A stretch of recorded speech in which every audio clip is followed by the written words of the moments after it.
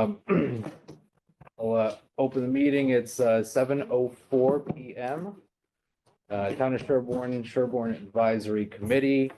It's January 22nd, 2025. And I am the vice chair, Mike Winters.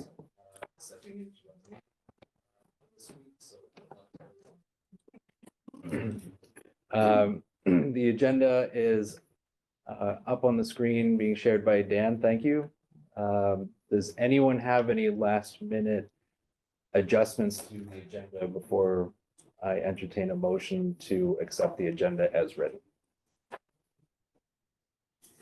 Hearing none, I would. Mike, we're not going to do recreation tonight. True. So should we make that deletion? Yeah, and then I just have people approve the agenda with that change. Okay. So do I have a motion to accept the agenda as written with recreation deleted from the agenda? So moved. And a second. Second. Okay. Who moved? Just I moved and I seconded. okay. And do we have a note taker, by the way? Okay, thanks. Yeah. Okay. And I'll go through the roll call vote. Dan? Aye. Stephen? Aye. Paul? Aye. Shelley? Aye. Doug? Yes, here. And was that an aye on the agenda? This is what we're voting on? Yes. Okay, yeah, I'm approving the agenda. Laura? Aye. Penn? Aye. Nora? Aye. And I am aye as well. So it's 9-0. Do we have, let's see, any advisory reports? Nora? I have a couple. There was capital budget meeting last night, which we had 5 advisory that it was quorum, but yet it was okay because nobody commented, right, Jeremy? We were all set there. We had a couple updates just for the assessors and some of the liaison for the assessors. We have a new hire who will be here 8 to 4, Monday through Thursday. And his name is, whoops, I just messed up. Robert Alford. And he was, maybe Jeremy, you can help me, former assessor at Norfolk. Yeah, so he goes by Robbie. Robbie? He was the former town assessor for Norfolk, for Easton, and was an assistant assessor for the town of Holliston. And then did consulting, so now he's, When he left Easton, he's consulting, he's assessing consulting. Now wishes to get back into the municipal field, so. so I met him today in person. I stopped by today in person, so that's very exciting that we have an assessor on staff now. Also capital budget, as far as my liaison is capital budget. The school presented yesterday for Pine Hill. I mean, and 30,000 was approved for re-tiling 3 classrooms in the library section of Pine Hill on the lower level. So that was approved. That was a state, the funding, They're using a state bid. a state bid. So they're using a contractor that's already been pre-selected by the state. And then we did not vote, however, we're waiting for, going off the top of my head, February 12th, a meeting that will precede this meeting. So it's at 6:30 for about half an hour before our joint meeting. And that will be for the fields there's a $2 million, so we didn't have any kind of breakdown of that for doing the turf fields, the fencing, and the track field and the lighting. So I don't want to go on and on, but the turf is about 12 years old. The track is about also 12 years old, but it was on top of old asphalt type of thing. And then the fencing is old and the lighting. So that will be more, we deferred for voting on that until we have more information.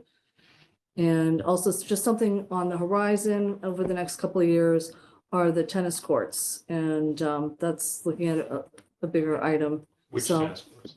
The tennis courts at the Dover Sherborn, at the middle school, high school side.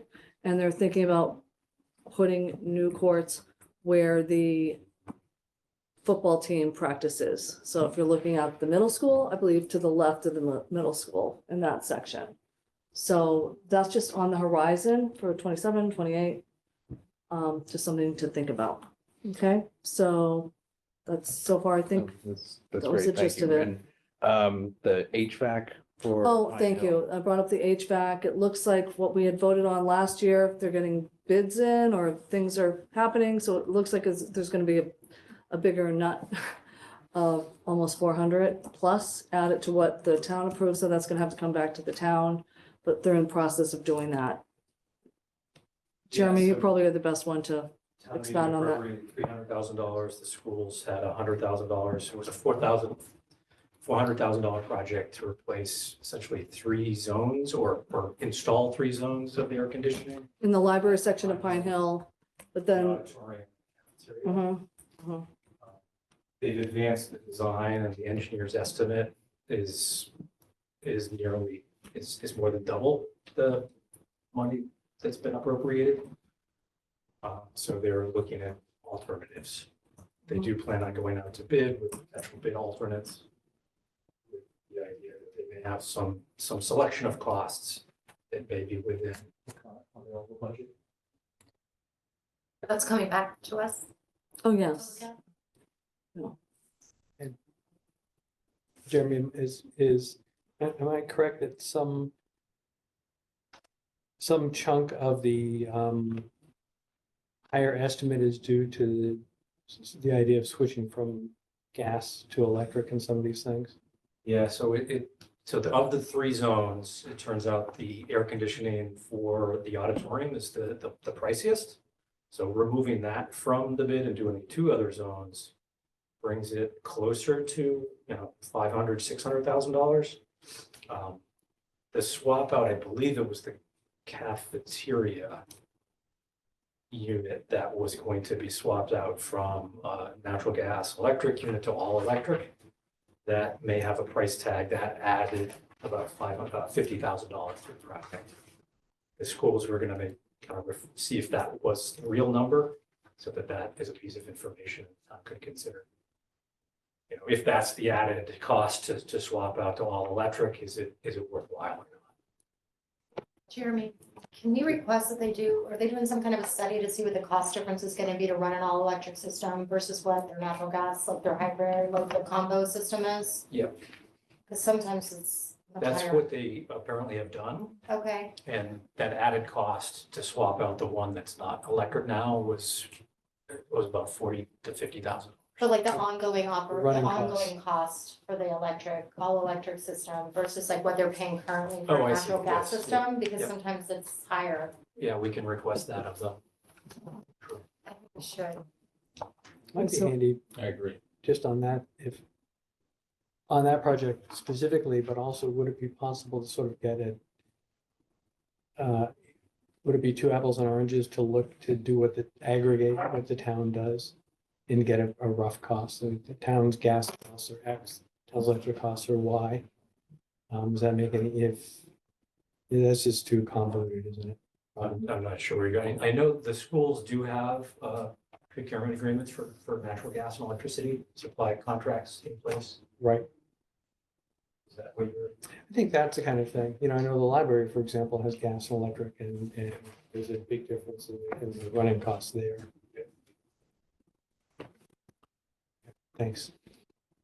Nora, can you just give us another minute on this track and field proposal? Is it all one thing? Is You're it gonna come to the back. Town, when's, like, what will our role be when? Is this like this year, next year? What? It's This- projected for, next year to get on there, but they're coming back, we'll be able to attend a meeting on February 12th. So we deferred a vote for that because we really didn't have any information other than, the 2 million. We didn't have much information other than that as far as to look at. Sorry, 30,000-foot view. Dover Sherborn school system is gonna come to the towns and say, we want $2 million to build a new field and track. That's the issue. Yes, And they're gonna ask for that money and that approval when? I mean, It happens through town meeting. Through So town this meeting. Would be through the town's capital approvals at town meeting.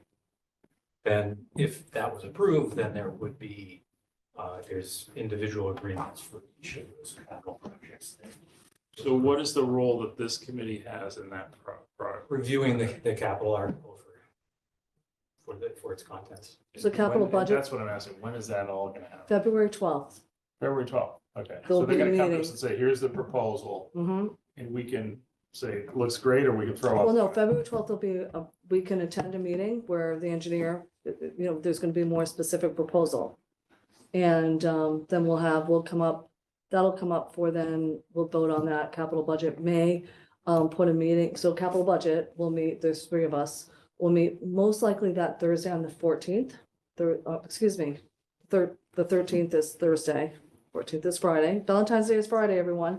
So we already looked at that. We tentative have a date on that, but capital budget is meeting next week also on Tuesday. Here's what I'm getting at, and this is my ignorance for being new to this committee. What role does this committee have in opining on whatever proposal they come up?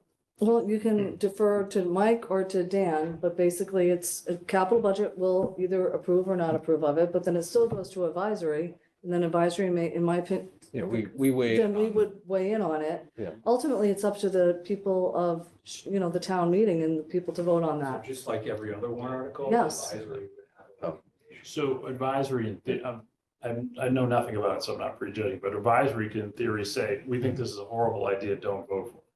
But it's still gonna be on the warrant. I I mean, mean, if the maybe. select board included on the warrant, it would be on the Got it. warrant. still. Okay. Got it. And sorry, Dan has probably had his hand up for a while. Dan. Thanks, Mike. I was just going to add that exactly as Nora said, it'll get talked about. We'll hear a presentation from the school folks on what they want to do on February 12th, and we'll have a chance to ask questions. At our public hearing on March 22nd is when we'll hear another summary, we'll get public input, and that is when advisory committee will vote. And could be that advisory votes to recommend approval, could be advisory votes to recommend no approval. Doesn't have to track what capital budget committee does. It could be the same, it could be different. And then that vote forms the basis of the recommendation that goes in the report that goes to town meeting. Sorry, I misunderstood you. The 12th is when they present it to us, and when do we vote? We do not vote on February 12th. That's just information and discussion. Right. We vote on March 22nd. March 22nd, thank you. That's an all-day At the thing. public hearing. Got it. That's when we vote on everything. Can you Got just it. Or each clarify, item. it's 2 million is the total, but that's not, but this is divided between Dover and Sherborn, right? Yes, So we're not, it's not Sherborn responsible for 2 million, we're responsible for our our portion. portion of A that. portion of the 2 million 46%. Mhm. was 46%. 46%, okay. But the 2 million is, at this point, I gather, kind of just And I that's get- just like. a It's an rough- estimate. kind of a Mhm. We don't have guesstimate. bids. Well, Well, we'll There's- see, I guess. there's proposals, there's bids, there's processes there, but there's an engineered proposal or, Apparently, there's an estimate. engineer that the school committee's hired that's advancing the design and some cost estimating as part of it. It's our understanding that the schools do plan to move forward with proceeding to going out for a public bid in advance of town meeting, so that's a definitive number, that's a firm number from a contractor to do the work. Okay, But that wouldn't be available until after that public bid process, closer to town meeting. So so at we this wouldn't have point, that information. they're till, giving the best available information they have based on their engineer's estimate. So we have to vote on it based on what information they have based on March 22nd, but not. at town March- meeting. well, excuse me, February, so I would recommend advisory members to be at the meeting at 6:30 at the middle school, Wednesday, February 12th at 6:30. We can have we'll be able to listen to You folks have a meeting that night. and we have it as well, at 7 so o'clock, so just be there half an hour prior earlier. To your regular meeting, the school committee's planning on having their architect or engineer. And in terms of Presenting. format, are we simply listening? Or Yes. are we gonna participate? At 6:30, we just listen to We can't the, ask a single question. I don't think so. I think we're gonna be listening to the presentation for the Zoom most part. Ask questions? Sure why you Well, would the do reason it I'm asking is, otherwise. I've been to a couple of school committee meetings and I'm just livid that you can't talk to the school committee as a citizen of the town. They have these insane rules that it's just a meeting among them. So I'm guessing that they're gonna present something and I'm gonna have 20 questions and I'd like someone to be able to answer it. I want to know in advance of the meeting if someone's gonna be able to answer my questions. I would imagine that that would be, sorry, that would be during the advisory meeting when they're doing the, presentation to the To advisory. be honest, I don't know the format. I don't know if they've relayed that to you, Dan, as far as the format for the meeting. So there's a series of meetings on that Wednesday night. As Nora said, at 6:30, we'll hear from the engineer. I think that is not going to be under the rules of a school committee meeting. That's going to be a joint advisory Dover warrant committee meeting. And so we will be able to ask questions during that because it'll be our meeting as much as their meeting. And then when that meeting's done around 7, we'll meet with the regional school committee along with Dover warrant to review that budget. Thank you, Dan. Any other liaison reports? Mike, can I slip in with one other thing? Yeah. With that school committee meeting on February 12th, we also will want to meet with the Pine Hill, to talk about the Pine Hill budget and meet with a joint meeting between Sherborn Advisory and the Sherborn School Committee. So we could do that meeting at 5:30 and start early and do that and then do the other meetings. Or we could do that meeting after all the other meetings, which would probably be around 8. So I can't really see the room, Mike, if you want to try to gauge people's preferences. Early works for me. Yeah. This is on the 12th, all on the 12th? Wednesday, the 12th, yeah. Earlier, I think it was. Earlier is I'm- nice. I'm fine with that. Good. Later. I think it's conceivable. I think it's Predictably. conceivable that the conversation about a $2 million expense might take longer than a half hour, particularly if they're making a presentation. So earlier is better. That seems pretty universal that earlier is better. Okay, so I'll get in touch with Don Fattore and we'll schedule Sherborn School Committee at 5:30, engineer at 6:30, regional school committee at 7, but it'll be joint meetings between us and them. So we'll be able to participate as well. And it also, I'm going to ask that they record the meeting. So there'll be a video for anyone who wants to watch it after the fact. These will all be at the middle school, right? Yes. To state the obvious, all of us on the advisory committee are volunteers, donating our valuable time. I would appreciate that when we reach out to people seeking information from the town, that people respond to emails. You want to give an anecdote where I this don't. didn't work? I don't. It's just a simple request, a blanket request. In the minutes. It is very long and hard to know. Any other liaison reports? Just the last point on the field proposals. Are we going to get information more than 12 hours before the meeting? I mean, they're going to make a presentation, right?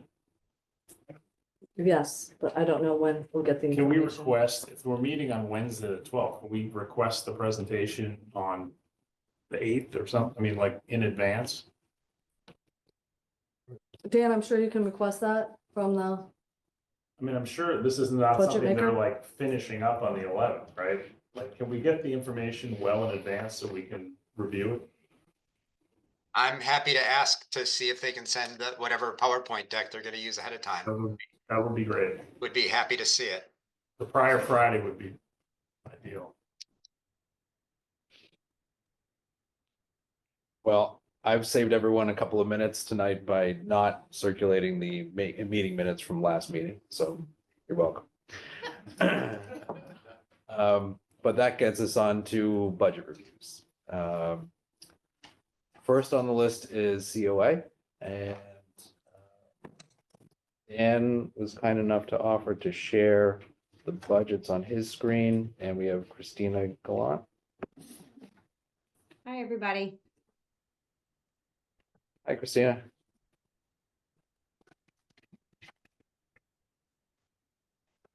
Christina, if you want to walk us through the budget for this year? Sure. Yeah, we actually, we came in under, we're 1,000 less than last year. So we followed our directions to try to bring our budget down. And really the two areas, we went, with space rental, we went from 7,000 to 5,000. And then the only other one was, let's see, office supplies, we went from 1,000 to 1,500. Otherwise, we kept everything else the same. We don't need as much with space rental because we're using town hall and the library a lot more, so we don't have to pay to use those spaces. And office supplies, we just, costs are going up, so that was our request for that increase.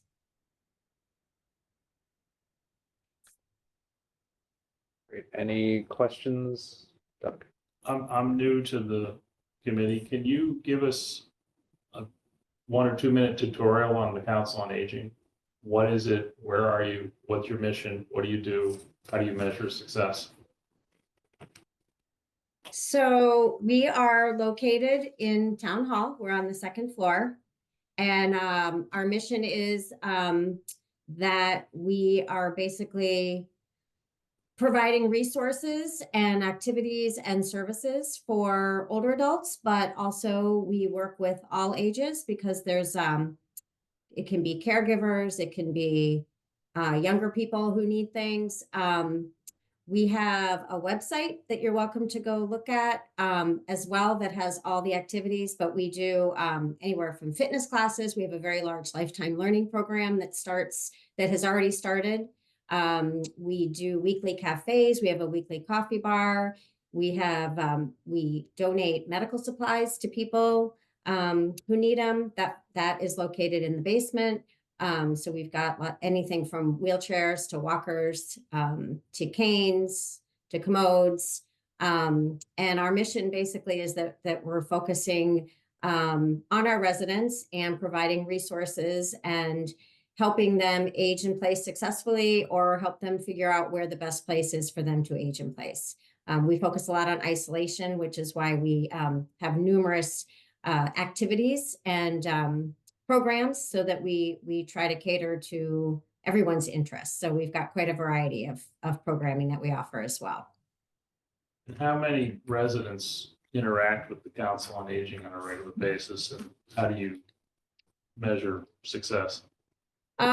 We measure success by the participation that we have for our programs. Sometimes it's trial and error if we're offering new programs. Like, for example, we had a holiday party for the residents. It was a lunch and we had 80 people attend. To us, that is very successful.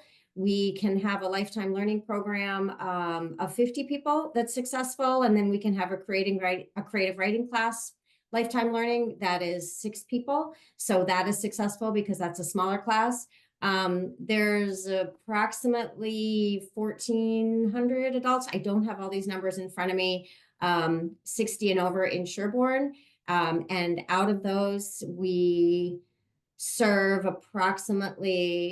have contact approximately 600 to 700. Sorry, do you send mailers to 600 to 700 or 600 or 700 make use of your resources? Between 600 and 700 that we have worked with. Yeah. And then, I mean, we have regular folks that come in. We have one time that come in. We have people looking for transportation, which we offer. And so there's a wide range of resources. Caregiving, we can provide recommendations for caregivers. People who are looking to move out of Sherborn and need to go into assisted living or rehab. We help with Medicare training. So there's a wide range. Sometimes it's just one-stop shopping for folks, but then we have a lot of regulars who do a lot of different things with us. Does the town provide 100% of your budget, or you get state money? No, they don't provide 100% of our budget. We also have a large revolving fund that, we do charge for some of our events, and then we also do get what's called a formula grant. Every year from the state, it's a formula that determines the amount of older adults we have in town. And then we also do apply for a lot of different grants. And also we do pay for, through our revolving fund and our formula grant, we do pay partial salary for the assistant director and the, we need to update it. She's the outreach coordinator. I just noticed that on the budget. She's called the outreach coordinator, not the elder advocate. Thank you. Any other questions about the COI?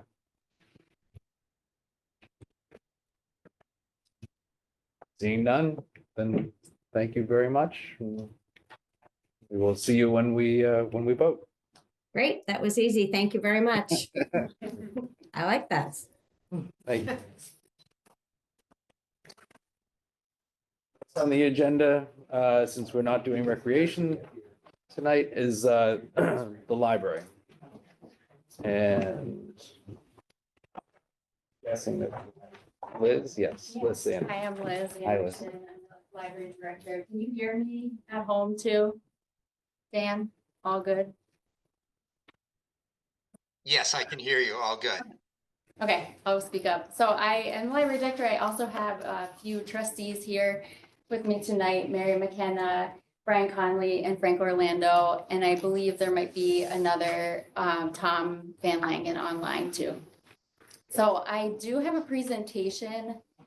Is there an easy way to say next, or is that the best way to do it? I'm sharing it, Liz. So if you just say next, I can. You just say next. Okay. Flip it. So I hope that's okay to start with a kind of 10-minute overview of kind of walking through our thinking here this year. And our reasoning behind our fiscal 26 budget request and why we're asking for an increase to our budget in a year when I know we're being advised to level fund. My hope is that what I share will provide clarity on why we need more staff, how we can support the library staff and improve staff retention, and why we would like to continue to be the community hub by providing a high level of service. So fiscal 24 marked our first full year in the newly renovated library, and what an overwhelming success it has been. We were tasked with reopening the building to the public after 6 years of being in the community center, and what a joy it's really been to be in that building and be a part of welcoming folks back in. And boy, have they shown up. So with a full year under our belt, we now have a much better understanding of what our demand level is, which I will note continues to rise. We now need to adjust our service level to match our staffing level. Unfortunately, we have had a complete staff turnover. Dan, do you mind going to the next slide? Hold on. It's not behaving for me here. Just a second. One. Thank you. There we go. Sorry. Technical difficulties at home. Sorry. Appreciate it. So yes, unfortunately, we have had a complete staff turnover, in part because we have not had enough staffing resources to meet these demands. Starting this February through June, the library will be closing on Mondays and close at 6 p.m. on Tuesdays, a reduction of 10 hours. Our fiscal 26 request would look to address our staffing levels by adding 39 hours of staff a week spread over 3 roles, and address retaining staff by investing in their professional education. Can I ask a question? I was unclear in the presentation. Are you talking about increasing 39 hours, staff hours of existing hours that you're open, or adding hours to be open? I hope, once I go through the slides, I think it'll make a lot more sense. Thank you. So our fiscal 26, we would be, let's see. So in fiscal 26, we will continue to level fund and do not increase our staffing levels. We will have to continue to stay closed on Monday and Tuesdays. We'll look at using state aid funds to fund our incredibly busy Saturdays. And we will reduce library-led programs by 18% and cap our meeting room bookings by 20%. Would you go to the next slide?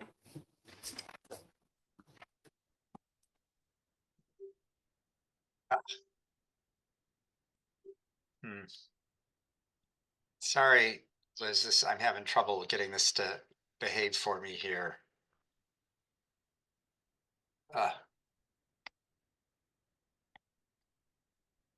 Hang on, I'm gonna have to switch this around just a second, sorry.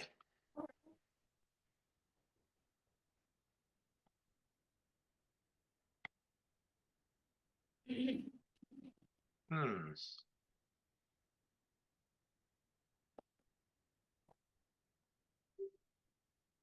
Okay, getting back.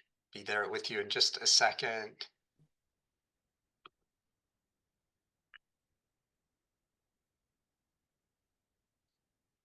All right.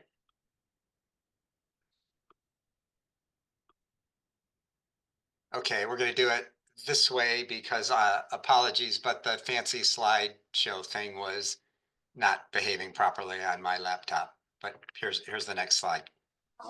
So currently we have 4 full-time librarians that service the entire library.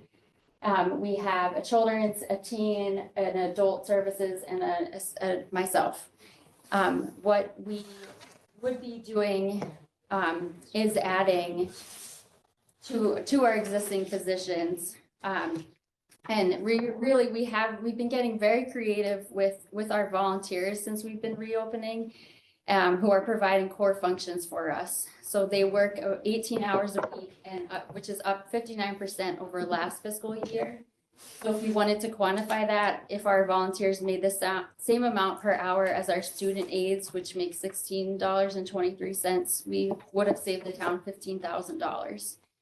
So right now we're open 52 hours a week, 6 days a week, 4 evenings. Last year, our librarians ran 587 programs with 10,000 participants. We also aid in meeting room bookings. So we had 860 bookings last year.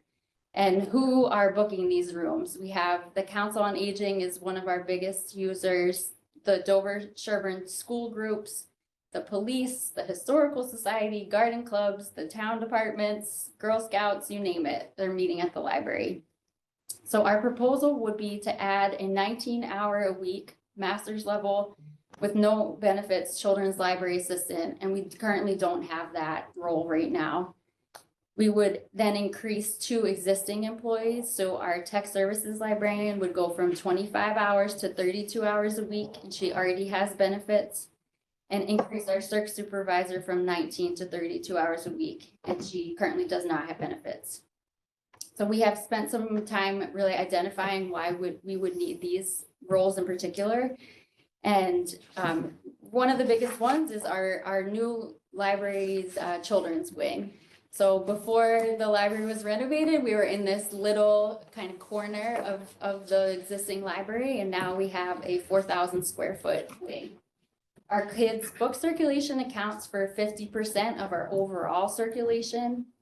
Our kids and teens librarians staff the area with no off-desk hours, and often the room has 50 to 100 people in it at any given hour. Today, for example, Officer West showed up and we had 8 people sign up and 100 people showed up in the room. So it's definitely a busy, busy little corner of the world. Our tech services librarian processes all of our library materials. We own around 50,000 books, and she added 4,000 new items to our collection last year. We've also shifted to purchasing more physical materials again versus ebooks now that we're back in the physical library building again. Finally, our current circulation supervisor works 19 hours a week, and she manages 6 staff. She hires and trains and manages all of our student aides, a library assistant, and she delegates and trains all of our volunteers, and she has no off-desk hours. Could you go to the next one, Dan? Yep. So for our first full year in the renovated library, it was incredibly successful, exhibited by a large increase from fiscal 23 to 4, and everything continues to trend upward. Our traffic was up 195%, our circulation was up 30%, and Sherborn accounting for a majority of the usage increase, as you can see on the chart on the left. Our programming was up 316%, our meeting room bookings up 648%, with the addition of a 100-person community room, a trustees room, and 2 new study rooms. And our square foot in total is up by 54%, all with the same amount of staff. The demand is clear. We are really one of the only games in our small town, and we want to be able to continue to provide this incredible level of service to the community, especially after several years of limited service. Go to the next one, Dan. So, elephant in the room. What's up with the staff? Why are we having so much turnover? So unfortunately, we have seen a complete staff turnover due to several factors. This is a common occurrence after a building is renovated because of several reasons. I think increase in stress, transition, change fatigue, increased demand on staff with insufficient staffing levels. We've had several folks retire, 4 people moved out of state, 1 person has part-time and she got a full-time job with benefits. And then we've shifted folks around, providing them with more managerial experience, which then opened up more positions. And this overall has just caused enormous demands on the staff in terms of how much time it takes to hire and train new staff. And hopefully we're trying to now keep them. So that would be my next slide. How can we keep them? So we need to invest in the staff that we have and provide this brand new team with support. Right now, with our budget for staff development is equal to what we spend on water.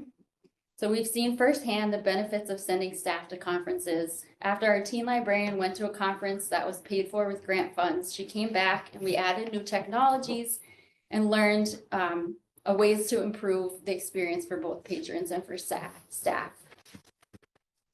The library currently receives 0.9% of the town's professional development budget of $78,000. We compared ourselves to other town departments and we are below par.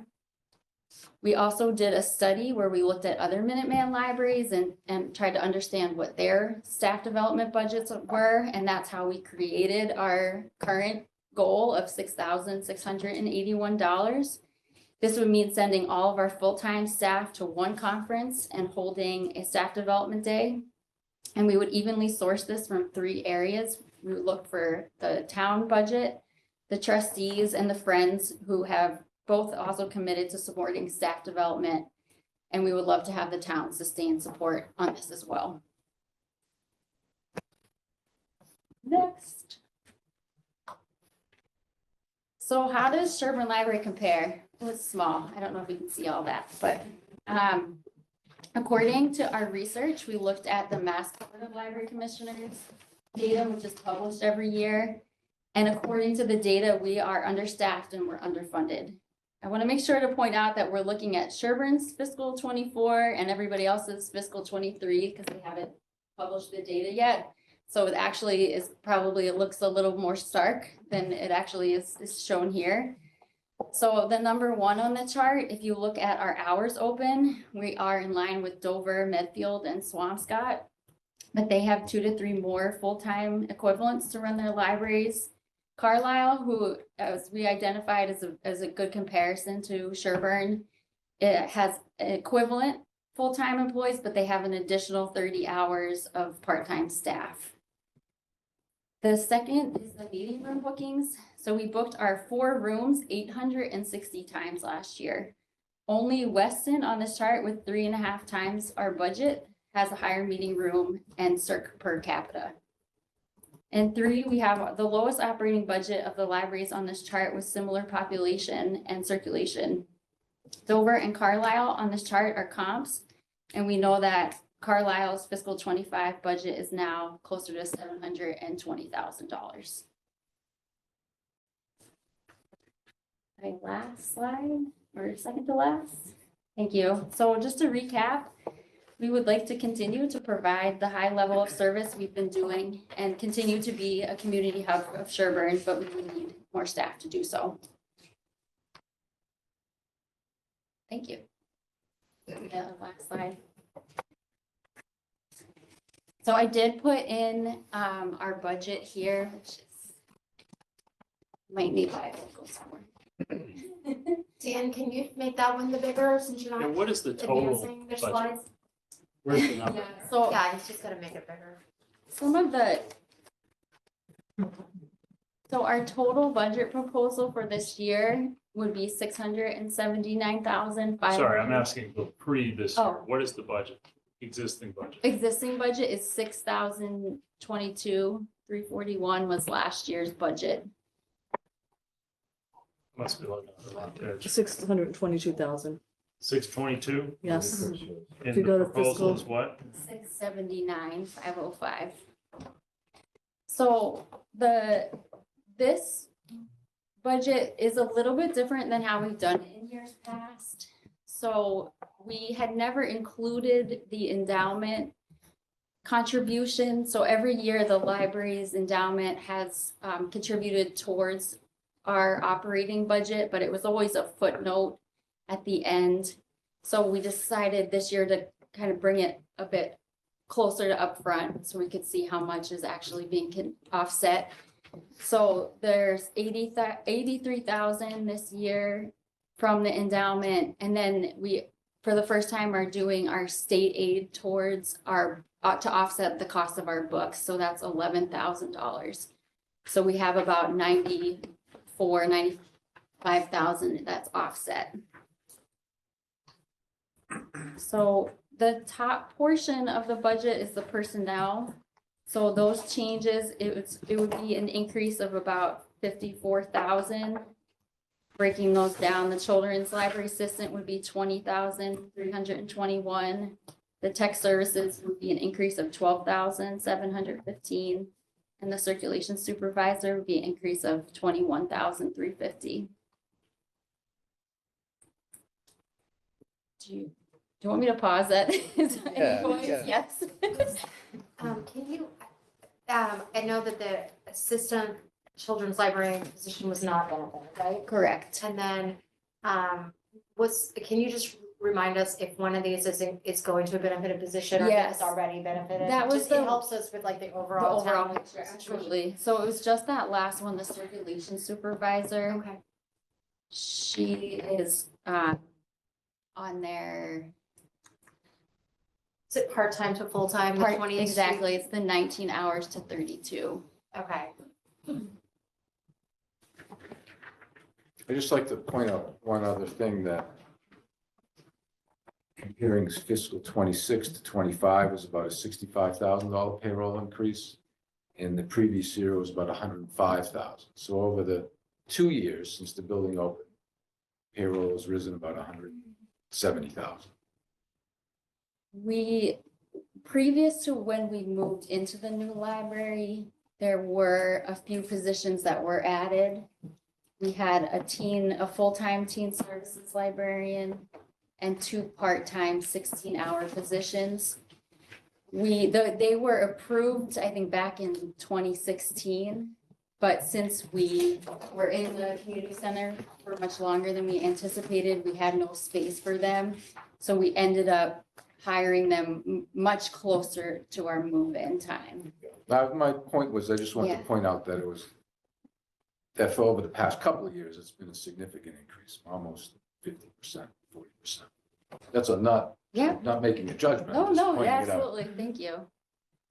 Can I jump in with a quick question? So I'm one of the liaison to the department, as is Shelley.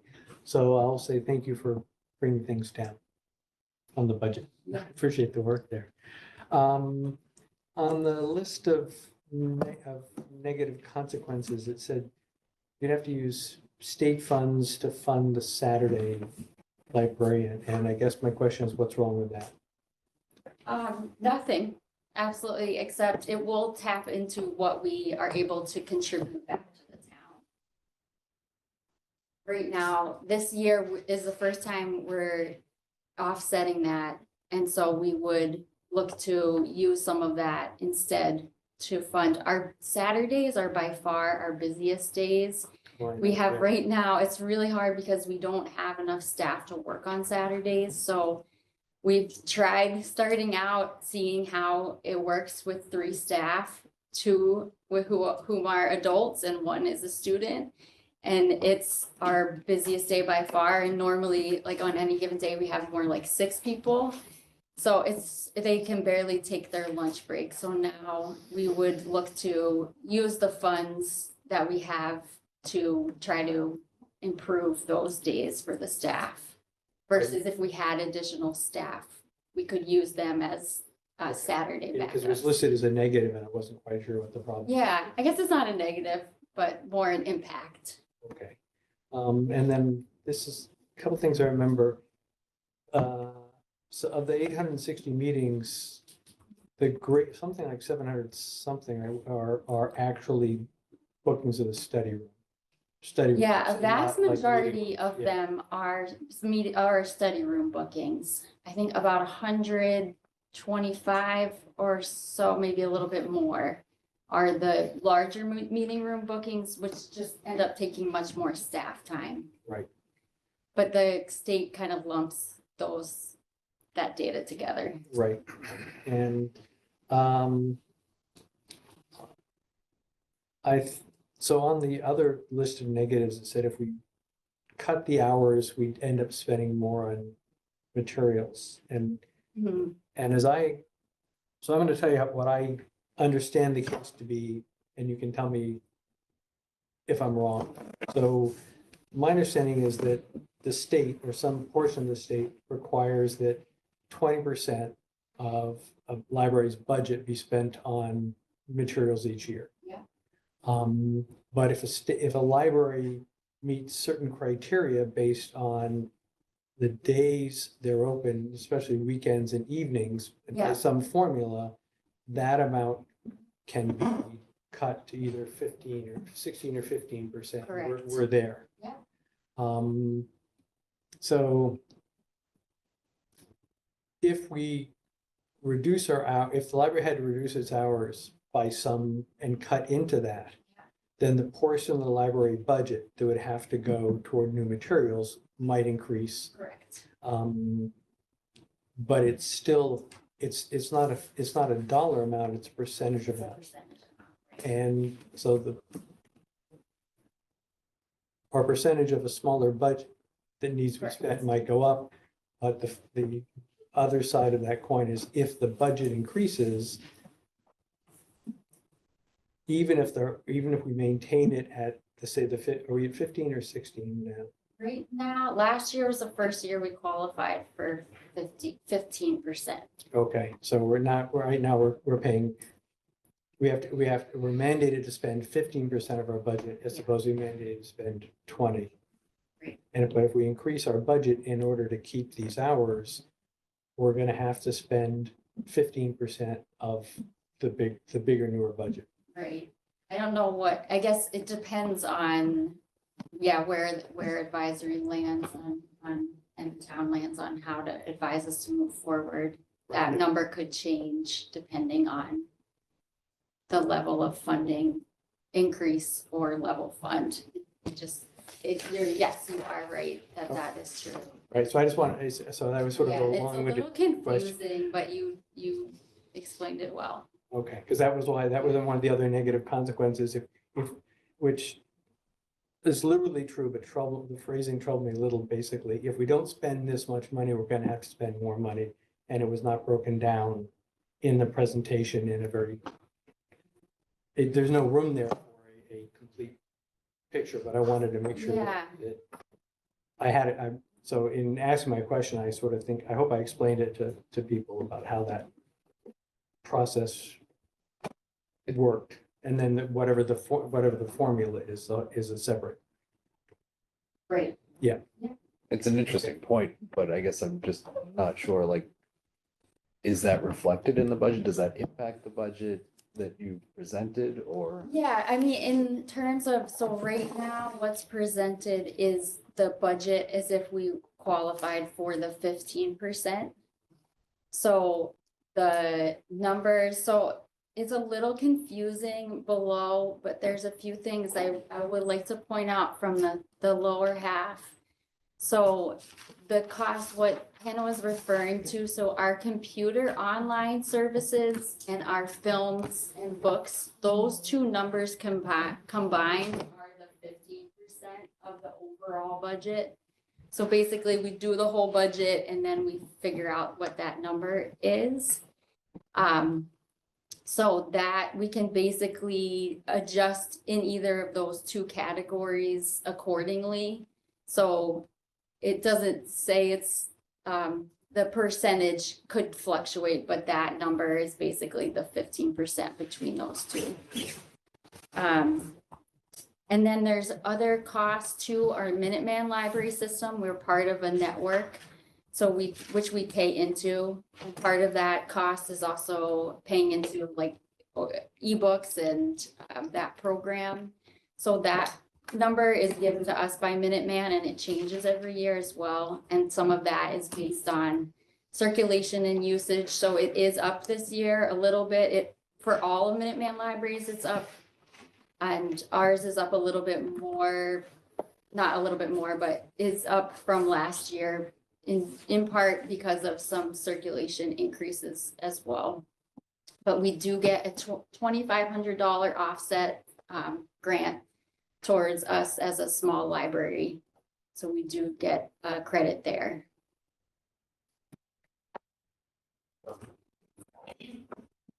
How does access to the library work? Anyone on planet Earth walk in there and you have to? Yeah, I mean, that is great. That's the basic tenet of the library. It's that it's free and open to the public. One of the last institutions to provide that service. And in order to get a library card in Massachusetts, you have to live in Massachusetts. So anybody from Massachusetts can use the library. We do get money back from state aid if people that are non-residents use the Sherborn Library. So the more we have non-residents use, the more state aid we get So back. how do you know that? How do you know? Well, so Oh, yeah. I walked in the library at 10 of 7 Yeah. tonight. There were 8 students in there and I interrupted their study and asked them Yeah. who they were and what they're doing. Mm. They are Dover Sherborn High School Yeah. students studying there. I said, if the library was closed tonight, where would you go? And they said, the Wellesley Library. Great. Yeah. So, I mean, how do we know that the students in any given night are not Wellesley students? Or We can't You don't. screen, So we we don't don't know. We card have no anybody. The only thing we have is data based on if you have a library card and you're checking something out. We can know where you live and we get, that's where a lot of our statistics come from, is based on those checkouts. and this library traffic yellow. Yeah, that this is a sampling of a few weeks throughout the year that we. So what is the y-axis? People? 40,000, what is that? Yeah, that was, going back to that one, Dan. Yeah. Thank you. So where I'm going with this is, do we have any sense for how many unique visitors come in day to day, week to week, month to month? When I mean unique visitors, I mean, if the same 10 kids come here every night, you know, and they're here 7 nights a week, that's 70 visits, but they're not really unique visits. I'm trying to figure out how many unique people use do we have any idea? I mean, we have more based on how many unique individuals are checking out. I know So you basically Yeah. learn things when someone checks a Yeah. piece of material out. right, but the whole. But if someone wanders in there to study or take a nap, you don't know, Right. whatever, okay, got it. But I can tell you, since we have been reopened, obviously people are coming from all over to use the library, but we know many of the people that are coming in the door that are Sherborn residents. We have, I think, a unique relationship with people in our small town that are regulars coming in. So what is the y-axis here on the right? So that is the increase in visits over the last several years and how it has gone up since we've been back in the Does that building. mean 40,000 individuals walked into the building? How are the visits We counted? count everyone coming in the door and put a tally mark down. So I just walked in Yeah. there, walked out, I didn't notice anyone counting. Someone's counting, someone walked We in. don't do it every day, but we do sample weeks and we get an average of those. And the state gives us a formula for how how to account for that. We are actually looking into putting in sensors, people counters. So where I'm going with this is Yeah. you have 5 fewer hours you're open in the summer. Interestingly, you cut Saturday hours, which sounds like your busy day, but maybe not. during Not the on summer. this, in the summer, most people are traveling. Right, so the question is, why are we open 40, what is it, 52 hours, so 47 hours in the summer, as opposed to, I'm picking a number, 35 hours? Yeah, I mean, we have noticed that people in Sherborn are away and the night times are much quieter. So that's why we reduce our nighttime hours over the summer. People are out and about. Yeah, I'm saying to reduce Yeah. 5 hours total over the weeks. Why not reduce it 10, 20? I don't like, in other words, do you have any data that says what the Right. usage is in the summer? In the summer, yeah, I Because do. if it's a lot of school kids and people are out of town, Yeah, I have to say, You need to be I was open. skeptical because usually we will reduce our programming in the summer. And last year we said, let's see what happens and hold some more programs in August. And it was just as crazy as it usually is. I think we are a respite, especially for folks that don't have air conditioning or just looking for a place to hang out. Our kids' room in particular, it is bumping like any hour of the day. So I hate to close the doors further. We try to keep ourselves open as much as we can handle to provide an open space for people to come. But people aren't using libraries, I think, in the same way that you did maybe 10, 20 years ago. If you go into our kids' room, it's a gathering space. People are coming to study, but a vast majority of the people coming in our space are meeting, they're hanging out, they're coming to a story time, they're doing an activity in the kids' room, they're getting books, they're hanging out. So I think that it has become much more of a community gathering place of like the library of old that I think you may have a perception of sometimes. I think it's changed so much over the last decade, which is also reflected in our programming numbers. Libraries have become a gathering space. And I think for Sherborn in particular, the library has become like this huge community hub. As I mentioned, like all of these groups are using the space. what does the word program mean in your presentation? What is a program? A program, so it can be anything. We do yoga classes, we do craft classes, we do story times. We have a sensory play group with babies. We have performers coming in. We have our friends of the library are incredibly generous and have supported all of our programming as well. So they provide us with about $20,000 or a little bit more every year to bring in people that are educational, recreational, you name it. So Book groups. sorry, so the town of Sherborn offers yoga classes in the library? We do. And does the town pay for that? The Friends of the Library pays for our programming. Can someone give me the 1 minute on the Friends of the Library? Yeah, Who are they? What is The it? Friends of the Library are 501c3 nonprofit. It's been in existence probably since the 1970s. It's, I think, 23 members who live in town. And they do exactly as Liz says. They try to enhance the library. They raise money. They do an annual appeal. They do other fundraising activities. And then they take those funds and fund programming for activities at the library. So So it's that- not just the one Liz just said. Yeah, exactly. There's all sorts of Magicians. programming, exactly right. And so 100% of the programming that you see in the library is funded by the Friends, not by the town. Thank you. Do you have do you mind if I ask, just piggybacking on that, I had two questions. On to that end, do we have data on are mostly the residents, the Sherborn residents using the programs? So we don't keep track of that information. We don't check people's town when they're registering. Part of being a part of the Minuteman Library System is that we're open to everyone. We do try to give priority to Sherborn residents for access to programs. But we don't keep track of that information. And that's all no charge. There are no charges. All no charge. That is a policy that the trustees voted on, is that all library-sponsored programs are free of charge. So the responsibility of the town is just to staff the library. then. Staff the library. correct. Thank you.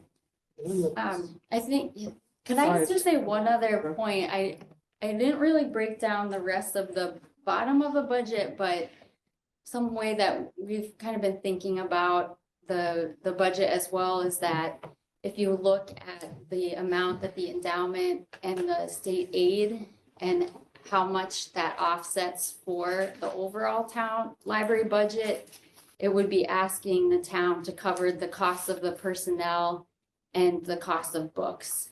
And the rest of that is really covered by the endowment. Someone educate me on the endowment. How big is it? What does it provide? Yeah, so I can answer that one as well. So the endowment has been around for literally centuries. It's currently, it's private donations that have been made on behalf of the library. The library has also done some fundraising on that. It's roughly, the market value is a little over 3 million right now. We have an investment management firm invested. We've done well over the last couple of years. About 92% of that is restricted. So when someone makes a donation, they'll say, I want it to be for landscaping, or I want it to be for offset operating expenses if the town is not funding something. So it's not, although it's a large number, the use of it is pretty tightly restricted. And then we also, on the endowment side, really are prudent about making sure we're not spending large amounts every year. So we take 3-4% a year to make it sustainable. So order of magnitude, it's 50,000 a year or something. No, 83,000 a year, which you see right on your chart. It's up about, how big is it? It's about 3.2 million. So you can see it's right up there on the below the line, below the budget line. If you look at your budget chart and the one that's up there, you can see that 83,000, which is what's forecast for fiscal year 2026. Calculation you're gonna make isn't quite accurate. Because you're gonna try to do 80,000 over 3 million. And the percentage of that, percent of the budget that's dedicated to that number isn't the whole budget. There's a portion restricted to other things. Am I making myself clear? Yeah, and that number's gone up. 4 or 5 years ago, it was about 20,000 because we've raised more money and also had good investment performance over the last 5 or 6 years. We've been able to increase the contribution to the town. I think we're expressing it this way because historically, we would make that donation to the town and it would be showed as town revenue, but you wouldn't really see that it's an offset to the library's budget, which is appropriated by the town. And so the endowment's managed by the Friends of the The Library. trustees. So the library trustees are a different group than the Friends. The Friends of the 501c3, their trustees are elected officials that, Elected. yes, elected officials that kind of, as part of the Massachusetts statutes, every town has, and city has a board of trustees. And I think the history of that was they wanted some independent group to make sure that the libraries were functioning properly and not being, kind of taken advantage of by towns. All right, I just want to go over to Steve and then to Paul. I have I have two questions. Is there any coordination between this library and the libraries that are at the school? Yes, absolutely. We do a lot of outreach. Our teen librarian has a book club with the other Dover librarian, and they meet once a month at the middle school. We coordinate very closely on summer reading programs. We buy all of the summer reading books that are on the list and provide them to patrons coming in. We also go to the high school and we connect with Paul Butterworth over there as well. And we've done a bunch of library card drives and offering resources to students on how they can access our databases and use the library for their assignments. So my second question is, are there items that are consumed by the library that are not in your budget? For example, electricity. or a maintenance person? And where do those Yeah. reside, to your knowledge? Yeah, so a few years ago, we used to have all of the utilities within the library's budget. And I think it was 2021. It was transferred over to the DPW's budget. No, Town budget, sorry, thank you. So when you look at the town budget, you will see there are line items for the different town buildings. And so there, you'll see utility costs, the electrical costs, the gas costs, maintenance costs for the library as several lines in the town budget. So my point in asking the question was, this is not the full budget for the library operations, because it's spread out amongst several budgets within Yes, the and the other thing that's spread out are the employee insurance for benefited employees goes, that's in the town, that's on the town budget. So employee benefits are on the town budget. And that's a talk with Deb, and that's difficult. It's impossible to calculate. I think there's probably a way to get an average, but basically employees have a range of options on what insurance they take, and that affects that. But I could basically, imagine insurance is both health, workers' comp, physical property, liability, plus retirement, all those. post-employment benefits, Yeah. utilities. So there's several, potentially $100,000 more of costs that are not captured on this budget. That was my point. Now, is that the case? Is that the case in other towns when we're comparing this budget to other towns' budgets? That's the same process that they go through. They don't burden the library with utilities and insurance and things like that. It's pretty common. Most communities would do it that way, not all per se, but many would budget the same way that Sherborn does in that regard. If I could just add to that question though, so the statistics that Liz showed, the Massachusetts Board of Library Commissioners collects operating statistics for every library in the state. And they have specific formulas on how they do that. So those numbers you saw are comparable because all those expenses are defined and commonly used. Mike, could you add me to your list of people to speak once you get through everybody else? My raise hand thing isn't working. Oh, sorry. I was gonna check in with you after Paul spoke, because I figured you Whenever probably had something. you to had a add. list, just add me to the end of your list. That's great. Yep. So thanks very much, Liz, for putting this together. The way I'm kind of viewing this is kind of from a level services perspective, right? And I feel like level services requires more than level funding for some of the things you mentioned, like staff retention, staff development.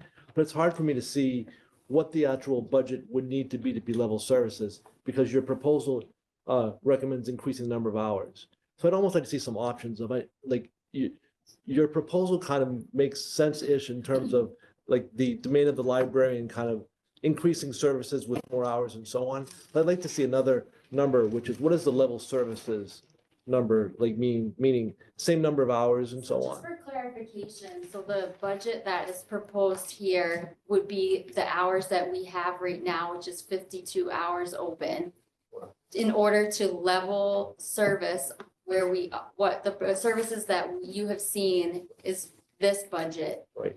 A level funded budget would mean a reduction of hours from that 52 down to 42. Okay.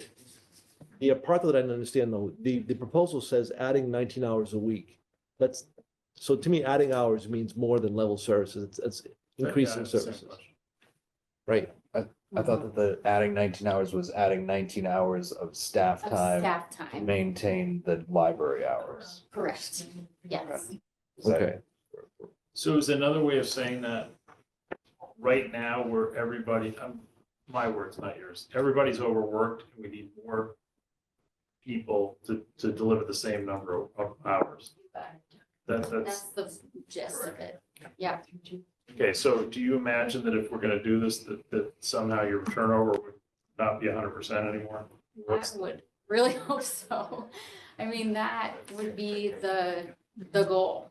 Yeah. I mean, our staff right now February is, 1st. All This right. is starting February 1st, 10-hour reduction. So we'll be able to see. yeah, correct. So right now, our staff, we will start in February, reducing our hours, so the staff will have time to actually get some stuff done and have some time to get off desk hours, which every other library I've worked in has been a part of the schedule. Is that So an alternative is to reduce the hours and see if the existing staff can manage. Is that what you're saying? I mean, That's not what you want, but Yeah, you're right. saying that's the alternative. That is the alternative, is that we could reduce hours and level fund Which hours of the week would you reduce? Monday and an evening. Close Monday for 8 We hours. would close Monday. We're open 10 to 6 right now, so we would close Monday and then reduce from 10 to 8 to 10 to 6 on Tuesday. Starting February 1. Yeah, That's just to gonna be clear, happen. we're gonna start that We're gonna do February that. 1st. It's gonna happen anyway. That's happening. That's happening no matter what. Because our current, the last, whatever, 3 or 4 Yes. months of this fiscal year, we don't have the budget to support the services that Liz has been doing. And we chose that date, as Shelley just asked, we looked at all the circulation data, and that's our least amount of checkouts happen on Monday. So it was an informed decision, not a random one. Was there a thought, I was gonna ask a couple questions about. Sorry, I'm sorry. I just want to Dan, get to Dan Dan, go first. ahead. I have my notes, so- Oh, okay. Let Shelley go ahead. I'll go after her. That's fine. Are you sure? Okay. I was just gonna ask, because I know that there's been a lot more programming. Do you have a sense of what percentage, because it sounds like the children's wing and just the children's, that part is Yeah. grown like so much. So do you have a sense for what percentage of the programming is more geared towards the children's? Oh, I wish I had that number in front of me. I believe it was, I think about 6,000 participants, and more than half of that was the children's staff. Okay. And just the friends with their contribution, do they determine what programs get offered then? Or No, it's you all guys through you work librarians. collaboratively just on determining that? I mean, the friends are amazing and they do offer their own programs, but how it usually operates in libraries is that that's the role of the librarian, is to understand its community, create the programs based on what they're seeing, and then basically see it from start to finish. So advertise, run the program, clean up, and also understand like the success measures. I think one of the most glaring things for us was like, we would love to stop offering certain, like, you're overwhelmed. We keep offering things and people keep coming. It's easy to cut things if people don't show up. But if you So- cut like some of the programming, would it give a little bit more breathing room on the staff? Like, is it that the staff is overworked because we've increased the program, like these things are directly proportional? Like, we've offered more programs, so now our staff is maxed out to meet the programming demands. Like, I wonder, I guess I have a couple questions, like, there's 3 staffing requests. Is there a way to say that there's one, like, because most of the programming is with children's, that the assistant children's librarian position is the most important to staff to meet certain, do you know what I mean? Versus like you're asking for 3 staffing. Right. Is it possible to phase this in a way potentially, or we really need the children's because most of our programming is with children's and we need more support in that area of the library? And we could potentially wait on the other 2 positions and maybe look at our programming and reduce it by a percentage, not take away everything, but reduce it by a percentage that gives our staff breathing room that can work within the hours that we have without.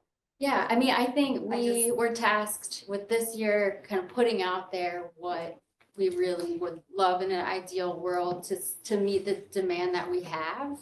And I think if the advice from advisory was to look at other options, I think we would have to adjust the service accordingly, as you mentioned, based on staff.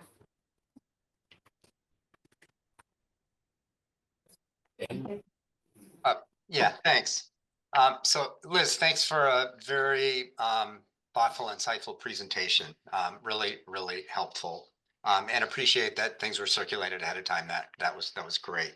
So I've got a few kind of in the weeds numbers questions and then a few bigger picture things.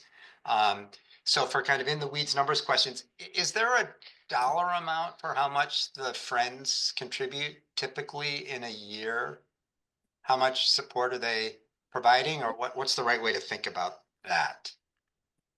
So we do have a budget, they give us a budget for our adult, teen, and children's programs, and that accounts for about $22,000.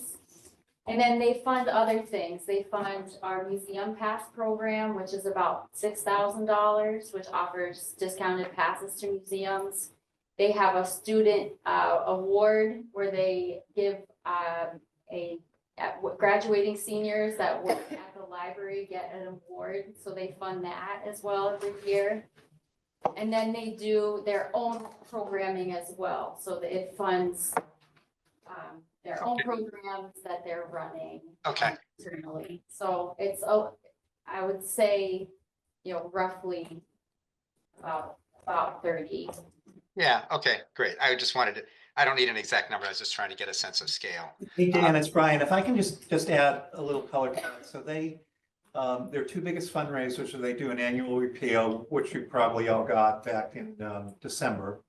And we got a report out at our trustees meeting last night that as of this week, that appeal had come up with $18,500. They also run the arts and crafts fair that they've been doing for 52, 53 years. So those are the larger fundraisers. The numbers change year to year. Obviously, in the COVID years, their ability to raise funds really dropped significantly. But the range that Liz talked about is reasonable. Yeah, okay. No, that's great. And it's a great sign of community support for what the library is doing. Okay, so now let me go really, really deep in the weeds. So I was comparing the budget document the spreadsheet that came around on January 15th to the one that we talked about today. And the percent increase in the budget went down from about 11% to about 9% or something. And it looks like the one thing that changed is that the state aid line, which was that $11,000 line for fiscal 26, there had been a number in for fiscal 25 of, I think, 9,090 that was in that earlier version. And that was an offset to the budget. So it made the fiscal 25 contribution smaller. And then in the budget numbers we looked at today, that state aid number wasn't there. And so that, of course, raises the fiscal 25 number by that 9,000. And so made the percent change smaller and be more like 9%. So did that state aid, was that just a mistake that it was in that earlier version and we really didn't get it? Or is there some other, I'm just trying to get a sense of, are we talking about a 9% increase, 11% increase, and what's the right way to talk about that? There was a little unclarity about last year and whether that was voted through or not. And I got clarity that it will be taken out at the end of this fiscal year. So it should be in there for the 9,000. Okay. So that is all right. an add. Okay, so that sounds like just a minor correction, but it wasn't in the, it was in the January 15th version. It wasn't in the today's version. So it sounds like that should get added back in to make the fiscal 25 numbers comparable to the fiscal 26 numbers. And that number, Dan, was voted at town meeting as, as a revenue to the general fund. The 9,000 in state aid was included in what town meeting voted. Correct. Yeah, okay. So it sounds like just somewhere a number disappeared from the spreadsheet. It should be good to add it back in. And I think then the asked for percent increase is going to be more like 11%. Not any difference in dollars, just presentation. What are the numbers? Okay, and then I was just going to pick up on a point that Stephen was talking about with where else costs appear. And on the discussion, Nora mentioned this too, on benefits. Absolutely true. Hard to know exactly what benefits costs will be, but I think the average cost in health insurance and retirement and so on benefits per employee who's getting benefits is about 15,000. So adding a new benefited position, shifting a position from a non-benefited position to a benefited position, on average, that would be adding about $30,000 to the town's budget. So the ask for increase here, It's just one, benefit. Uh, Just for clarity, there's just the circ supervisor is the one. I thought, I thought it was adding a new position that was going to be benefited and No. transitioning. Just the Sorry, new position sorry, is I unbenefited. misunderstood then. Oh, sorry, the new position would be unbenefited, the children's assistant. Okay, Services librarian already has benefits, so that would be just an increase to the circulation supervisor. Is that a change? But you Liz? can't Yeah. count on somebody having benefits and not transferring it over. I mean, they could, you can't really, right? I mean, somebody already has benefits, but there's no thing that if they decide to take advantage of the benefits. Yeah, we are just. Right, so, That she already is, sorry. Yeah, I mean, they would become benefit eligible. It doesn't Eligible, necessarily mean yeah. that they would take the benefits, and the town may not incur a cost if they didn't take the benefits, but if they're eligible, then we need to. right. For that. and, So wouldn't they and be I, eligible, but they're just deciding, they're saying to you right now, No, the person that is benefit eligible, I don't know whether she takes them or not, but she. If You can't really ask. circumstances change. right, Yeah, If they're eligible, anybody in town. the town needs to accommodate. right, exactly. Is this a change, Liz, from the presentation you gave to us before? No, this is one additional benefited position. and, okay. So, all right, so just since I obviously got confused on that, maybe others did too. Liz, if you could just again say of the 3 positions where hours are changing or a position is being added, just if you could just walk us through that again or tell me which slide to go to. That's the right one. So that the proposed is adding a 19 hour. So if you're under 19 and under, that you're not benefit eligible. Right, That person does not exist. So that would be the only new hire. okay, Technical services librarian works 25 hours and is benefit eligible. Our Okay. circulation supervisor is existing, working 19 hours and would shift to benefit eligible. okay, so it's just the one. Okay, so I just got confused. Thanks for the clarification. That's very helpful. So it's on average, for every employee, how many employees are benefit eligible? What are benefits costs? It's close to $15,000 a person. Some being more, some being less, depending on what choices people make. All right, one other thing I was going to just toss in, just in terms of context, on this table with the really helpful table with all of the stats. I, for myself, added one more column, which was spending per capita. So taking the total library spending and dividing by population. And of course, Sherborn has the smallest population. So while it's true that Sherborn has a lower budget, Sherborn also has a smaller population.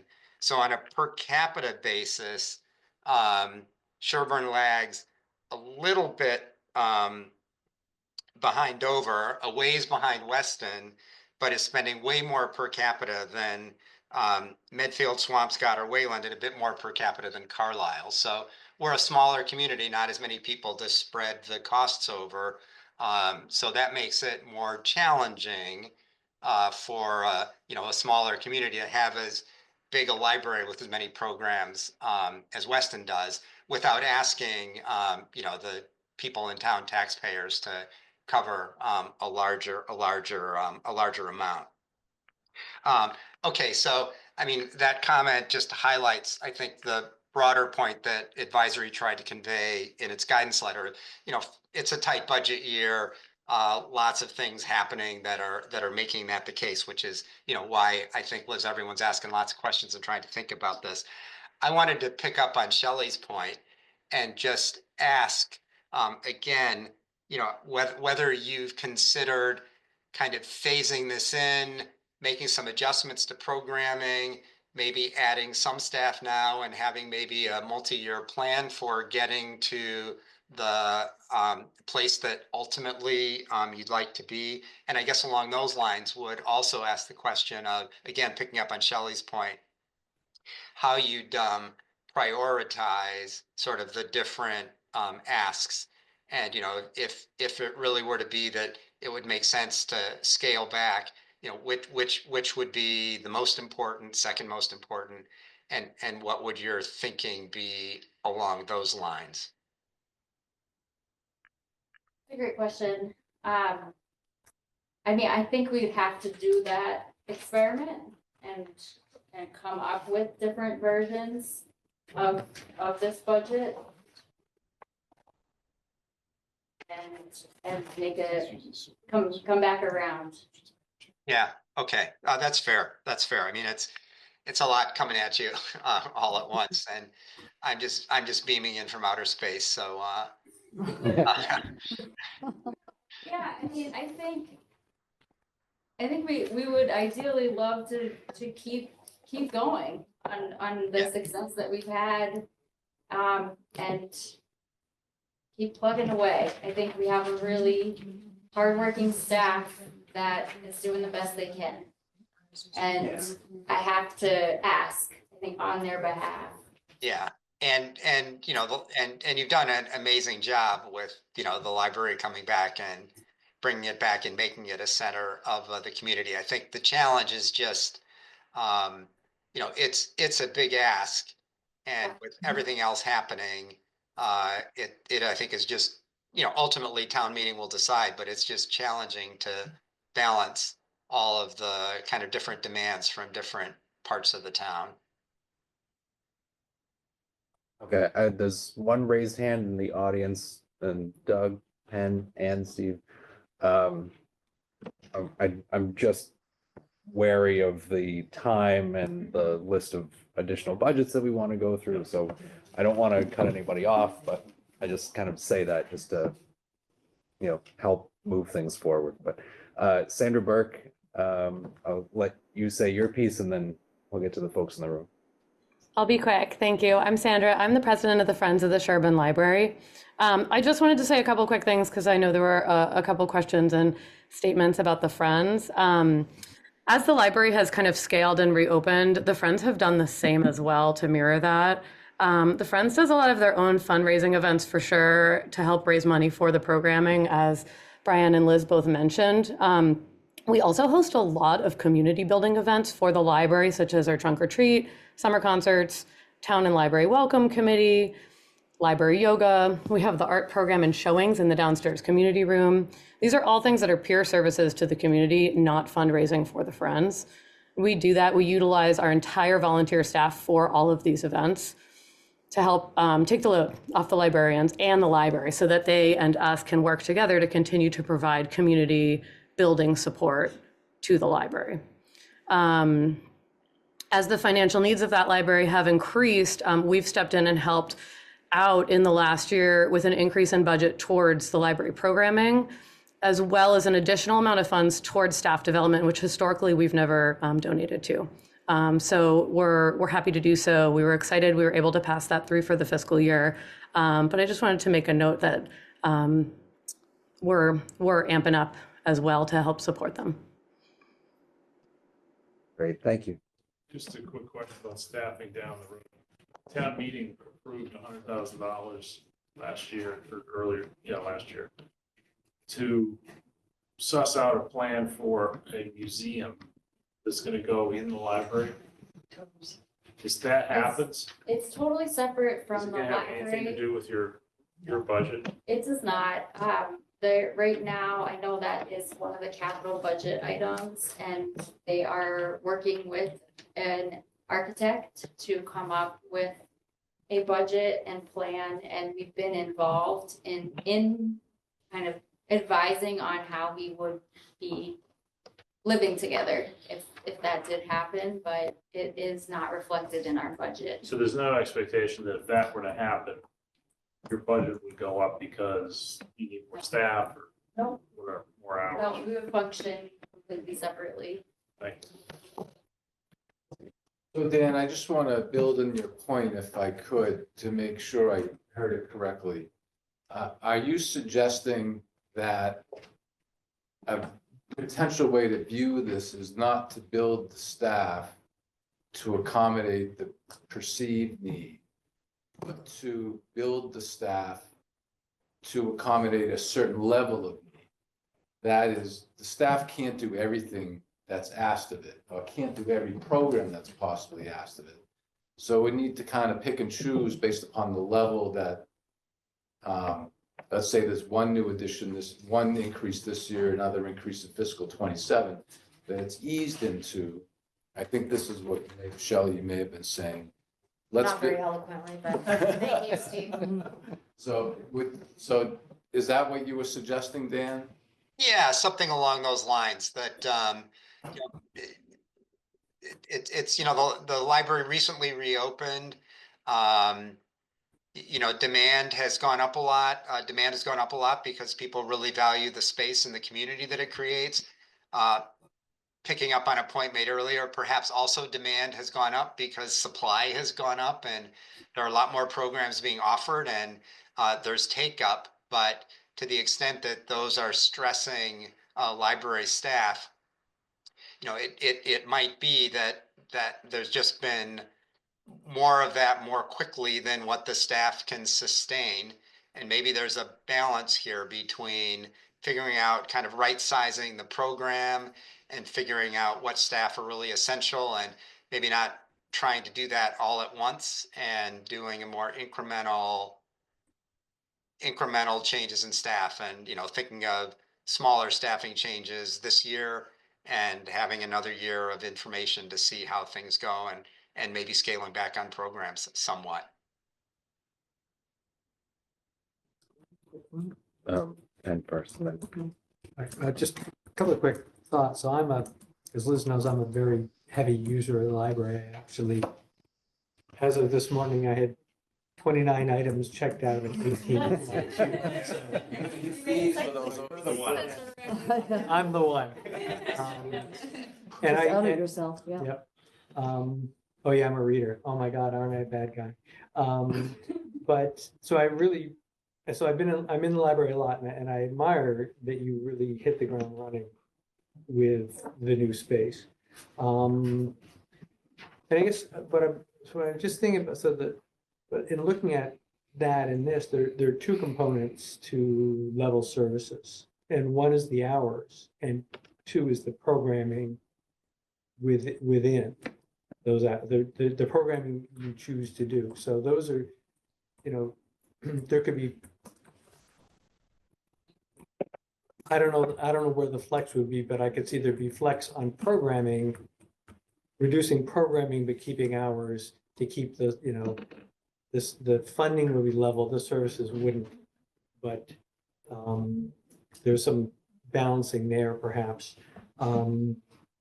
And I just, you know, because the other way I look at it is the services you offer are, you know, sort of self-selected by the library, you know, and so, you know, I'm sort of in the idea of like, well, you hit the ground running with the first full year of the library opening, and it's like, you know, there was a void there and you filled it and it was tough to do. Maybe it's time to pull back to what you know you can do with what you have and then build from there. You know, And that is definitely what we're doing exactly, we didn't have, it's like starting a business, right? It's like, you don't have any data to go off of really in a first full year in the real building that we're dealing with. So we didn't know what the demand was gonna be. We didn't know how many people were gonna show up. And it's like, build it and they will come. Because it has definitely been the case, and it keeps growing. It's like word of mouth is spreading that like, this is a great library and people are coming. So I don't expect that to go down. But 100%, we have to right size ourselves that this is the staff that we currently have and this is the demand that we have, and we need to make sure that our staff can meet the demand that we currently have. So that was really the reasoning behind scaling back on our hours and scaling back on our programs and scaling back on our meeting room bookings. That built-in Monday will scale that back for us really by taking a day out. So that's exactly what we're doing and hoping to get back, I think, to that the Monday being open. I think it was a really hard decision to make. We don't want to close the library and the hours, but we need to do it for our staff, and we just can't lose anybody else. So that it's a hard decision to make, but I think it's also kind of throw out the kitchen sink and then assess and figure out what is right based on what we know now. And is this budget with 11% increase fact, is that with that those closing hours? Or is that, No, it restores them. Restores the hours. okay, so in other words, if we level fund, we cut the hours to the, It's So for that- FY '26. It's definitely going to be February 1 to June 30 at this point. okay. Then if we can get the staffing, then we will look at reopening those hours. Sorry. Just really quick, and you don't have to answer me now.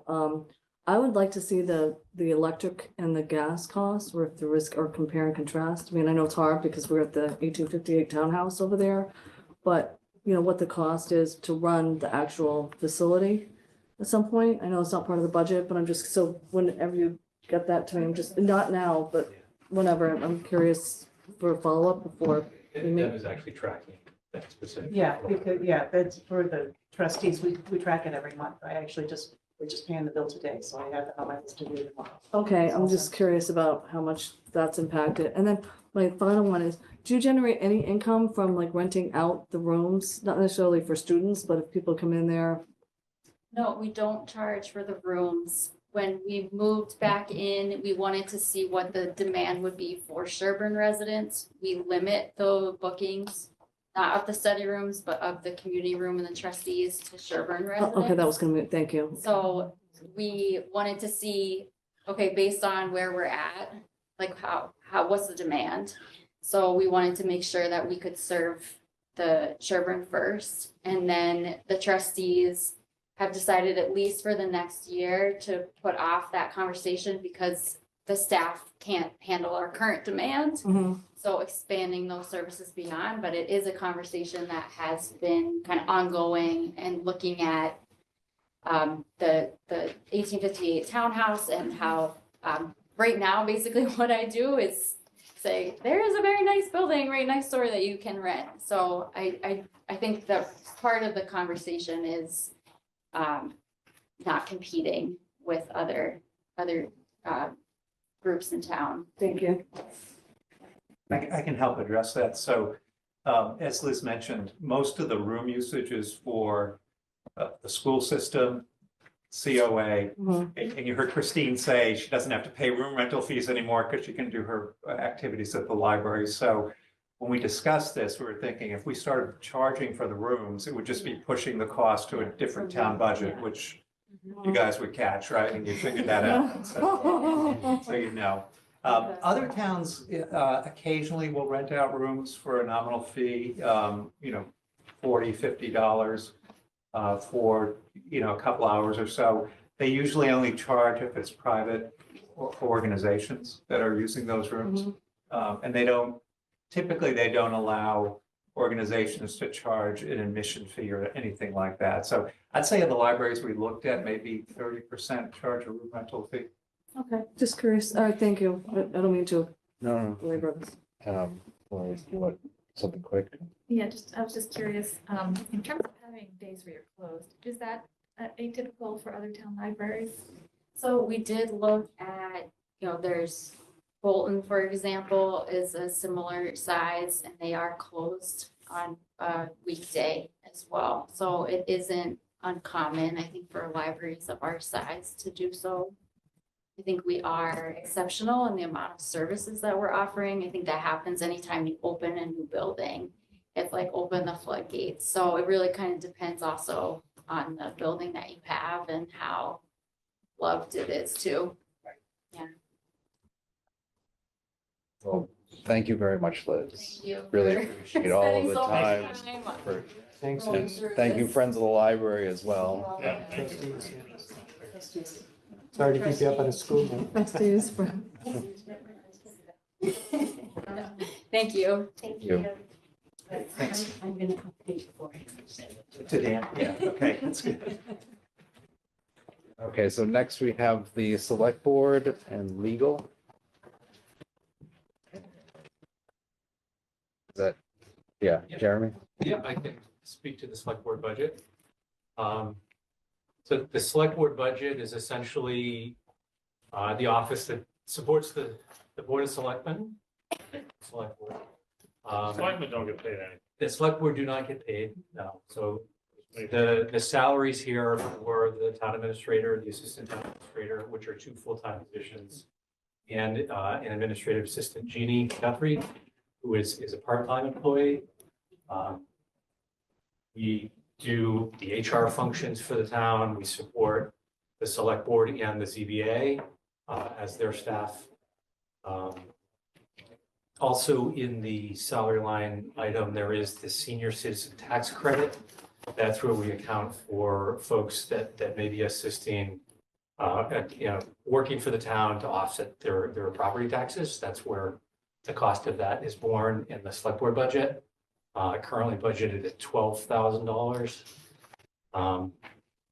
That accommodates 8 residents to offset their taxes for $1,500 based on time worked in a town office. The salaries reflect a COLA and the expenses below have us, for the most part, been level funded and or adjusted to be reduced based on the last 3 years average. So the expense lines have a 10% decrease, and the salary line items essentially mirror the COLA given the length of the year that it's calculated. Thank you. And any questions? Actually, I do have one question, Jim. Cell phones, whose cell phones are we paying for? There's 3 cell phones there for each of those 3 employees. So they're just cell phones for work? Yes.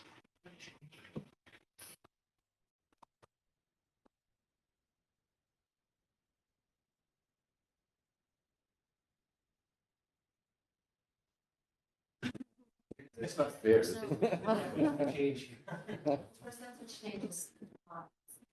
I have a question then. The COLA was 2.5%, if I remember it right.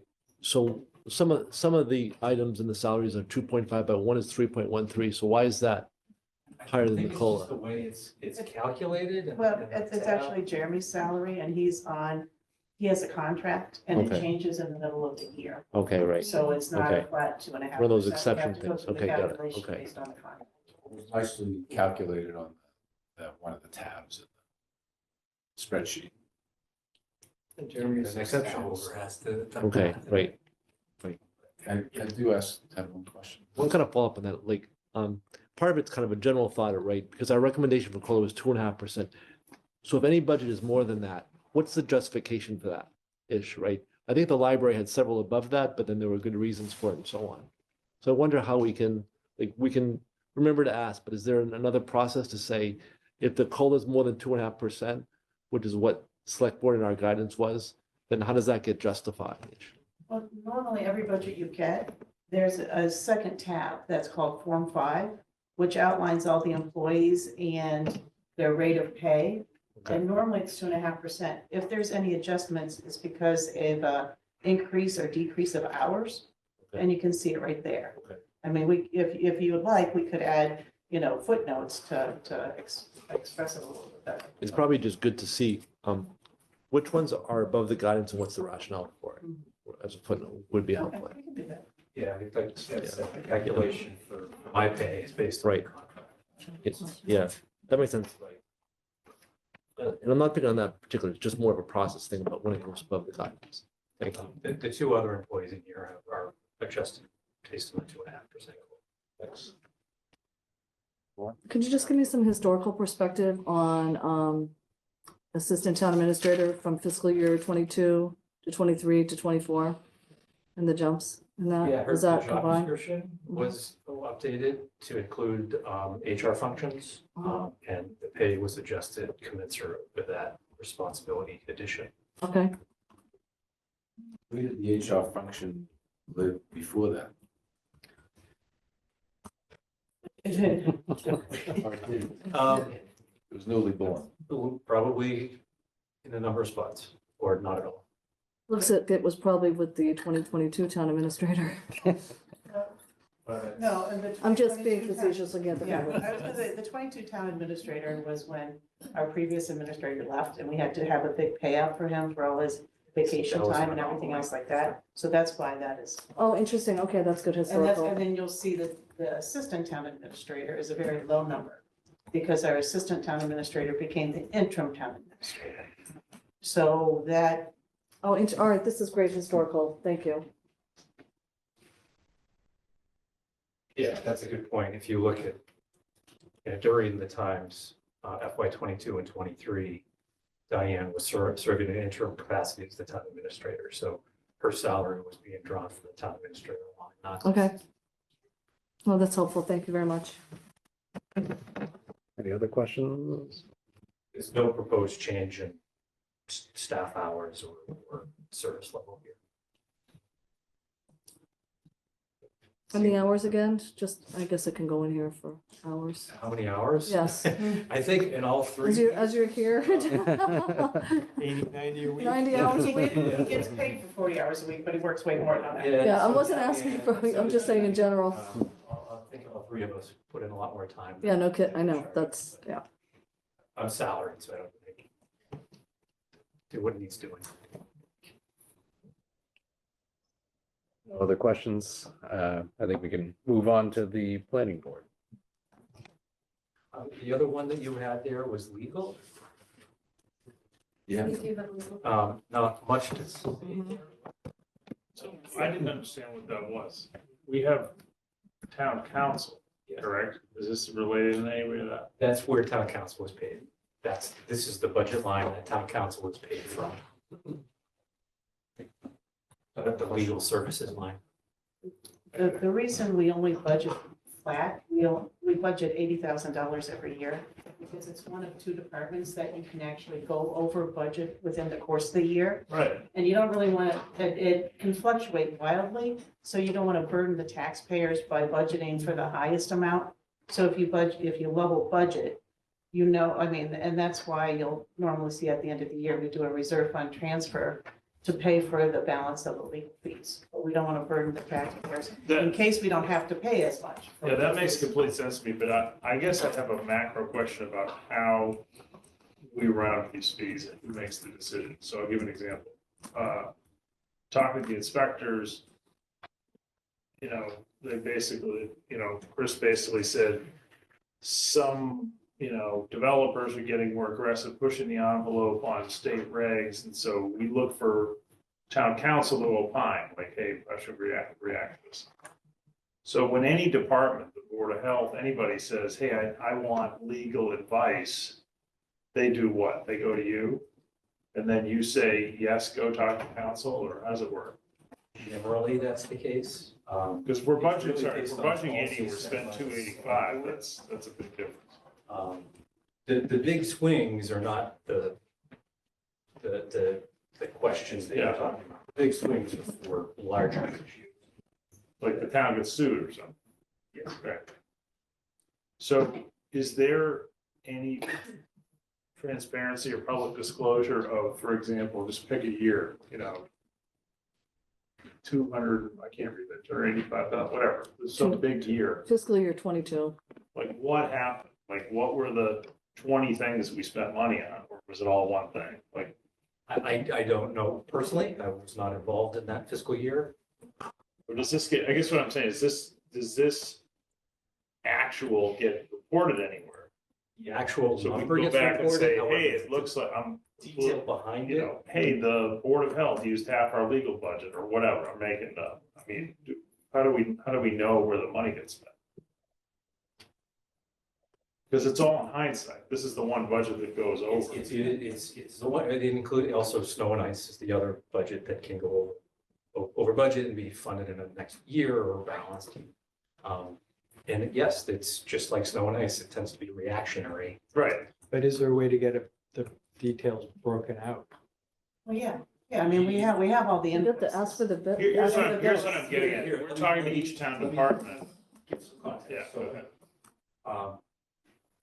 There may be some details that the select board would be willing to share about percentages. However, they're likely not going to be willing to release information that might compromise the town's position. So it is one of the budgets that is fairly, out of necessity to protect the town's interests. Because if we're in that litigation, is the guys on the protected. other side of litigation can see how much we're spending. What's that? Because if, I'm completely making this up, if the Board of Health is being sued, the person who's suing the Board of Health can see how much the Board of Health is Correct, spending. and that might change the way they go about the suit against the town. So where is the governor on this? Select board is the And ultimate that's it. governor. We don't have any ability to, I mean, the charter of this committee is that we have the ability to audit where money is being spent. It sounds like we don't have any visibility into this. To some degree, you may. However, it's likely the information that's provided would be redacted and reviewed by council. You can see the problem it creates is if, I don't know, because I don't know, but if 80% of the legal fees are being spent by one department, Yep. you know, I don't know, maybe that's not the case. It would be nice to know that when we're opining on the budget of that department. Right, and I guess, I sort of understand the rationale of withholding some of that information for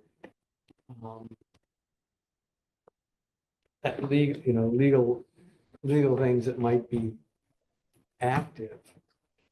But I think it troubles me, the idea that for things that have happened, are settled, were paid for, that the select board would take a position that we on advisory cannot be privy to that information. Well, again, I'm just speaking in generalities. I don't. Right, no, I understand that. Request to bring to them. If there was, then they could respond more specifically. But as the chief elected officials of this community, that's what one of the duties that you folks are electing them to do is to hire and retain and manage town council. That is one of their prime duties as select board, is to retain and manage town. Yeah, council. I'm not, maybe this is not where you're going. I'm not looking to opine on the selectmen's discretion in using town council. Yeah. I'm more interested in, is a department that, has $100,000 budget, spending $100,000 on top of that with town council? Like, that's relevant because it gets to, is it run efficiently? Or they, I can understand the question. If I could jump in, I wonder if a way that maybe some additional information could come to light would be if perhaps, maybe not for the current fiscal year, maybe not even for the last fiscal year, but if for earlier fiscal years, it might be possible to get a breakdown of spending and figure that the sensitivity likely would be around the more recent spending.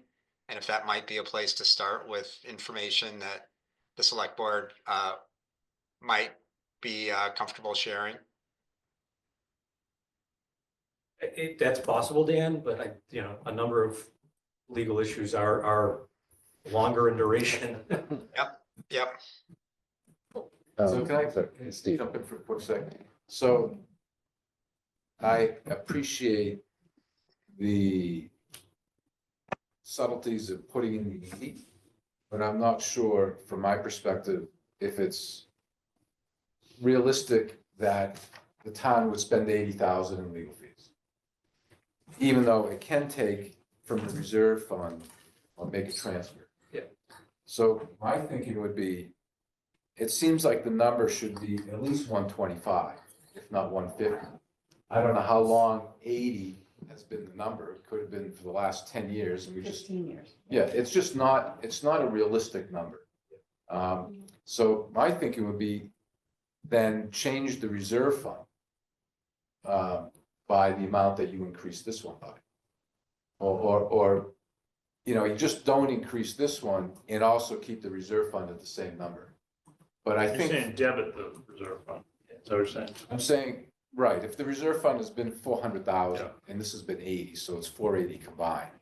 This should probably be 150 and reduce the reserve by the It's not 75,000. always the reserve fund that pays for this. It's that's part of the kitty of Okay. funds that offset.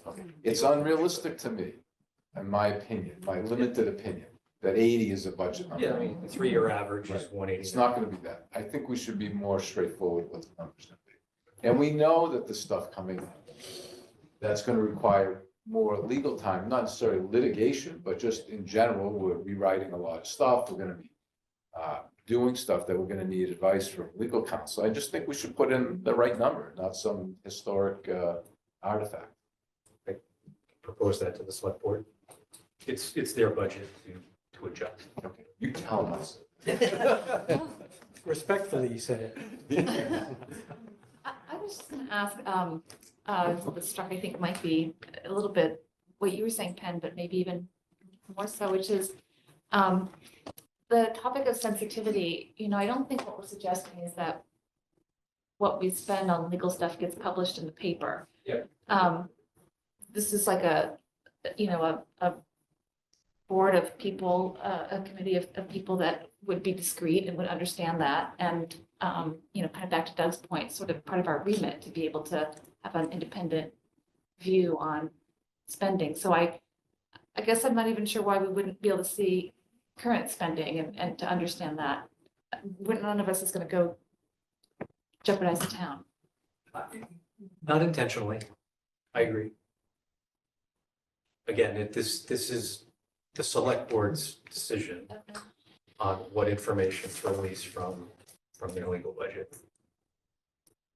So again, if there's a request, I'm happy to bring it to them and. Yeah, the request is we'd like some transparency as to what we've been spending money on legal fees.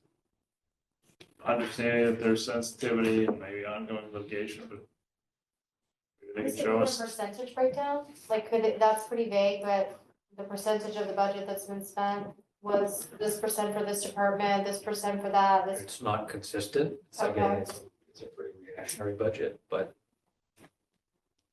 I'd settle for, the percentage to unnamed departments. One department was 80%. Like, I'd like to know that. Like, where are we spending all this money? And maybe a general description of what it's for. It doesn't have to be the specific suit, but just. It could be litigation, whatever, I don't know. Odds are that would be pretty identifiable. It's a different way of saying it. This is a little bit of a black hole. We're just looking for something. Yeah, you can see from your perspective. Some It's transparency. quite detailed and accounted for, but. I'm sure it is. Yeah, believe me, I hire a lot of lawyers. It's detailed. It could also be broken down, I think, into, categories, opinions to various departments. Right. On routine matters, which would be the inspectors. Right. Litigation, litigation initiated by the town, litigation initiated against the town. Wouldn't even necessarily need to specify the budgets. And I think it's. That is probably going to be advised by town council that would undermine our position if. Well, if the other party knew how much we were willing to spend or could spend, it could influence the way they approach the suit against the town.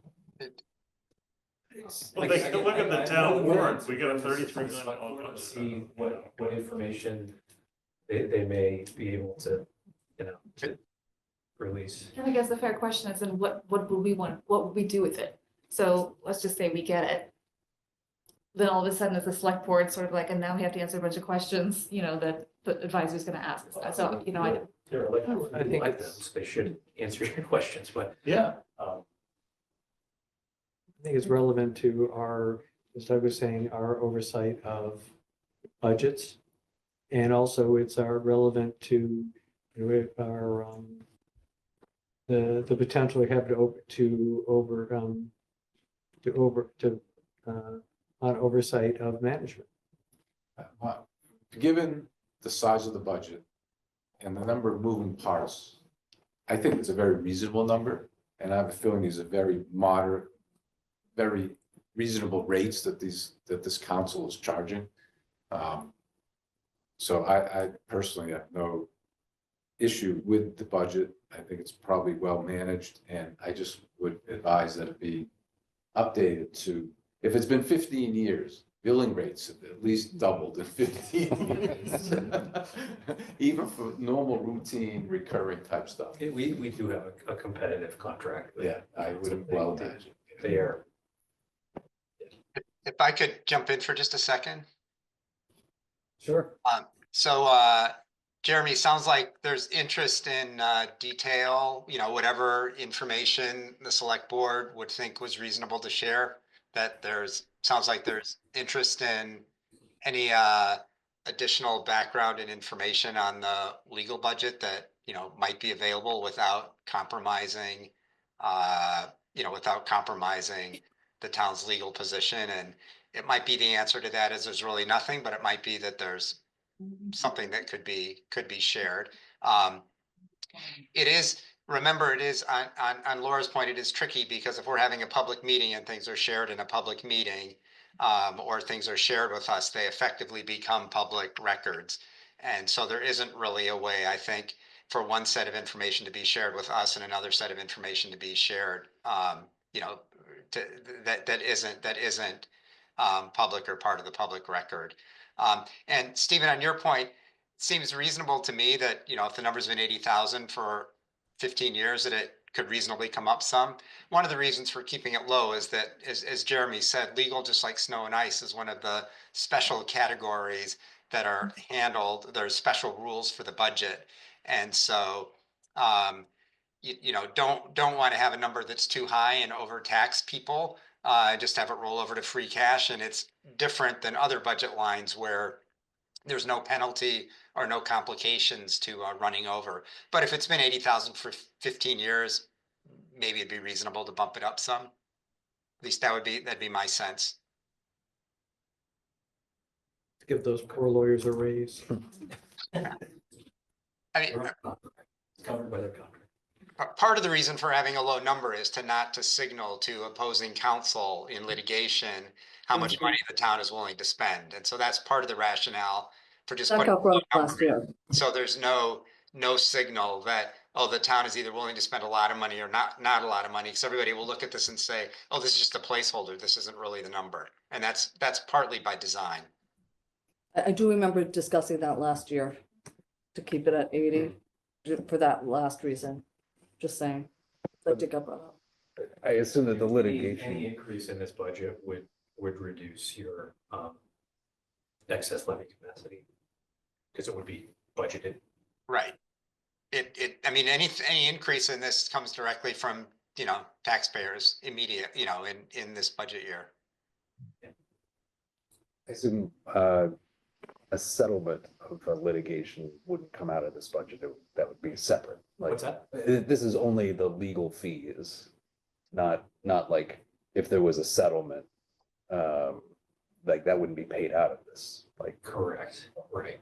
And leaving it at 80,000 really has no negative impact because we just have the flexibility of getting it from this fund to the other. Yep.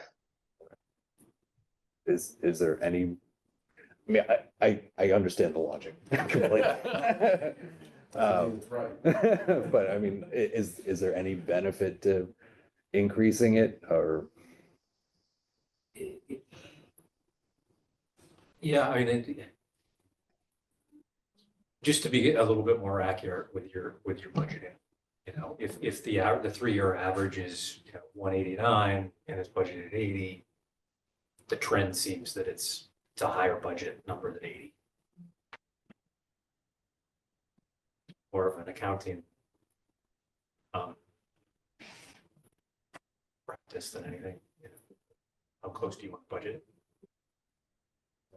Yeah, so I mean, you did separate out line 2 for the, Yeah, and I'm not exactly sure why that was okay. there. I mean, so that seems I think it's a reasonable ask, even if you, that's what I'm saying. So it looks like it was there. Yeah, I'm not sure why that's there. I think that'll just get scrubbed. Okay. It's a tease. Then I forgot something in my liaison, but it has to do with this.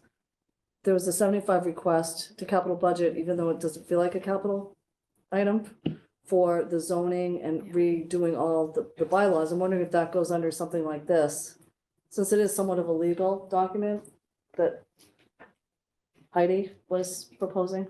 But is this just legal fees? These are legal Just fees. fees. Okay, all right. Cost of town council effort, or if the town needed special counsel. Okay. I had the impression they were. The actual attorney. Oh, it's, we didn't vote on, we didn't vote on that, so there's more information. It's just basically updating maps and updating the zoning bylaws to have it be all cohesive, but, Heidi's here tonight when she presents her. oh, budget, okay, she'll thank you, talk about that as sorry. well. I forgot to mention that as liaison before. This budget line is really not a source of funding for Heidi's. Okay, thank you, just, The only other. Okay, yep. Other questions about the legal budget, or if not, then move on to the planning board with Heidi. Good evening, everyone. Doug, do you want me to run through more what the town planner and planning board does, or interested? In my mind. Okay. I don't know what the planning board does. I've been listening for the meeting. I'm getting the hang of it. Thank you. So on a short version, town planner coordinates with a bunch of different departments and boards. The primary one is the planning board, which has 5 elected members. Then also a little bit on ZBA, some of open space development, working with their open space development plan. And also a little bit with town forest, working on some of the projects that are there, coordinating with other town members and departments on projects such as prior town planner work with the Rotary. I'm working with Jeremy and Sean and a few others on the transportation improvement program for infrastructure for a grant we just got. I work with compliance of state regulations when the state mandates, like the MBTA 3A community. How do we get that going? What is involved? Outreach to the citizens and the residents. The new other one is also the accessory dwelling unit, which is of next week will be a by right for a certain portion of size. Also resident support when they call up, how do I get my stone wall removed if I want to put a driveway in? Do I need to do anything on a scenic road? Someone's taking down trees. It's a variety of town planning functions. I think that's it in a nutshell. If you have any other questions on that one. Subdivision, site plan review. Yes. So thank you, Jeremy. So people want to divide their property. Someone wants to divide and build on their property. How can they do that? If they have a certain amount of land, do they have the street frontage? And then one of the big things has been looking at our zoning bylaws and the updates coming to town meeting, trying to get town meeting to vote any changes, whether they're mandated or whether they are just something that we have found doesn't work anymore. The project that Nora just alluded to for capital budget, what we have found was our zoning bylaws over the years seem to have been built in silos of different projects. And then we're finding out that one section alludes to another section that either is no longer valid or doesn't apply in a scenario, whether it's a farm event pointing to a residence or a business district zone. So I've worked with the building inspector. We've looked and there's a whole variety of items that really need to be reviewed. Our maps that are part of our zoning maps had not been updated since 2014. So that's one of the capital budget requests we're looking for, is a one-time ask to try and get these items brought up to speed and then work on a plan of maintaining them going forward. But that was what Nora was alluding to. That's not in my operating budget. The town planner position had previously been a 35-hour position, which was a combination of town planning and some sustainability hours. That town planner had retired, and there was a decision to break out the town planning part from the sustainability part. And the decision at that time thought that town planning hours would be 22 hours and that 13 hours had been for sustainability. And then there was also another 19-hour sustainability. So 32 hours was allocated towards sustainability, 22 towards planning. And then in the just over a year since I've been here, the last year, I averaged 26 hours a week and I'm paid for 22. So in this budget, although we'd like to be at 0%, what I'm asking is for a reallocation of some of those hours, moving from sustainability budget area over to planning. And I'm asking for just 2 more hours to get to 24, because I'm hoping that after we get through a lot of the state mandates for the MBTA community and the accessory dwelling unit, that my hours can get closer to 24 as opposed to maintaining 26. So as much as I'd love to be at 0% level funding, it's just has not been feasible and realistic in these expectations right now. So that was the difference of adding 2 more hours onto my hours. And then I have a planning board clerk who is to take minutes on the meeting. We lost the prior clerk we had over a year ago. We've been trying to get someone, and the market rate is not what has been budgeted. And when I've been looking for other towns, the market rate is about $28 an hour. And that's where we're seeming to have to pay. So I've had to increase that budget. We also had tried to decrease the hours a little bit on the planning board clerk, and that didn't work out last year either. So I'm trying to go back to reinstate to 3 hours a week for a planning board clerk to take the minutes. That's it from the salary side. The other side that we've had is printing and mailing costs have gone up in a huge amount. The mailing that I just sent out to the residents a week ago, a townwide mailing announcing that we're having a hearing on the zoning articles, was $842. So that's not going to come down. That was a postcard. It was about as efficient as we could get on a mailing. Advertising costs, certified mail that we have to by law mandate to send to surrounding towns and to some organizations. It's $89 each time to send a certified mail for some of our zoning changes. So I had put in $900 for a budget, which will still be slim. And that's only if we have one-time mailing for a zoning change for next year. But I'm trying to not raise the prices here too much, and as I know it is a very fiscally conservative time. That's why the legal notices went up a little as well, because the advertising costs in the newspapers, we only have one local newspaper left, and the costs have gone up for publishing within that. I did reduce the education cost some to try and make up for some of the difference. And then the other difference we have is the $2,200 for dues and subscriptions. If you look back at FY24 actual, there was a $1,900 and $39 item in the dues and subscription.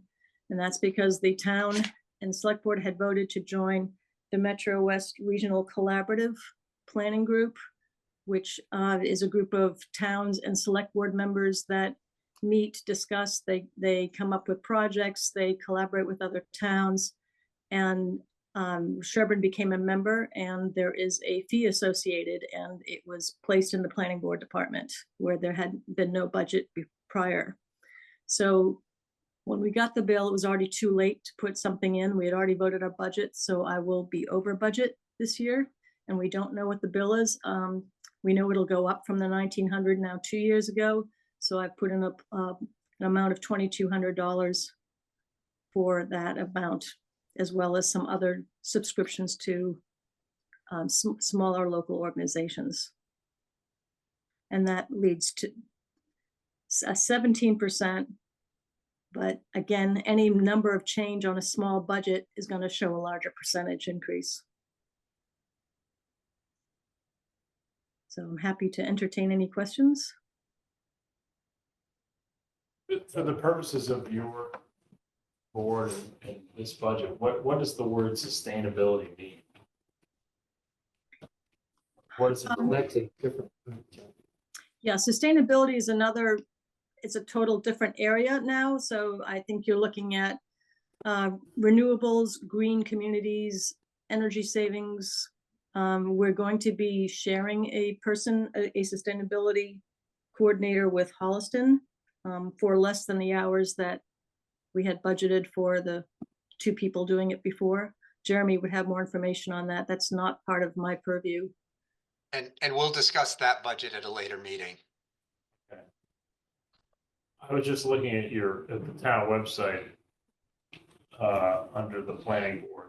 Maybe this is not, maybe I'm lost, but it looks like there was this whole solar overlay district. Does that relate to sustainability? No, that was zoning. So when you had an overlay district is part of zoning. Got it. Never mind. Okay, and that was because the town had to do large ground-mounted large solar systems, and we wanted some type of zoning enforcement for it. Okay, there was a link on your page that took me there. Okay, thank you. Yes. Any other questions?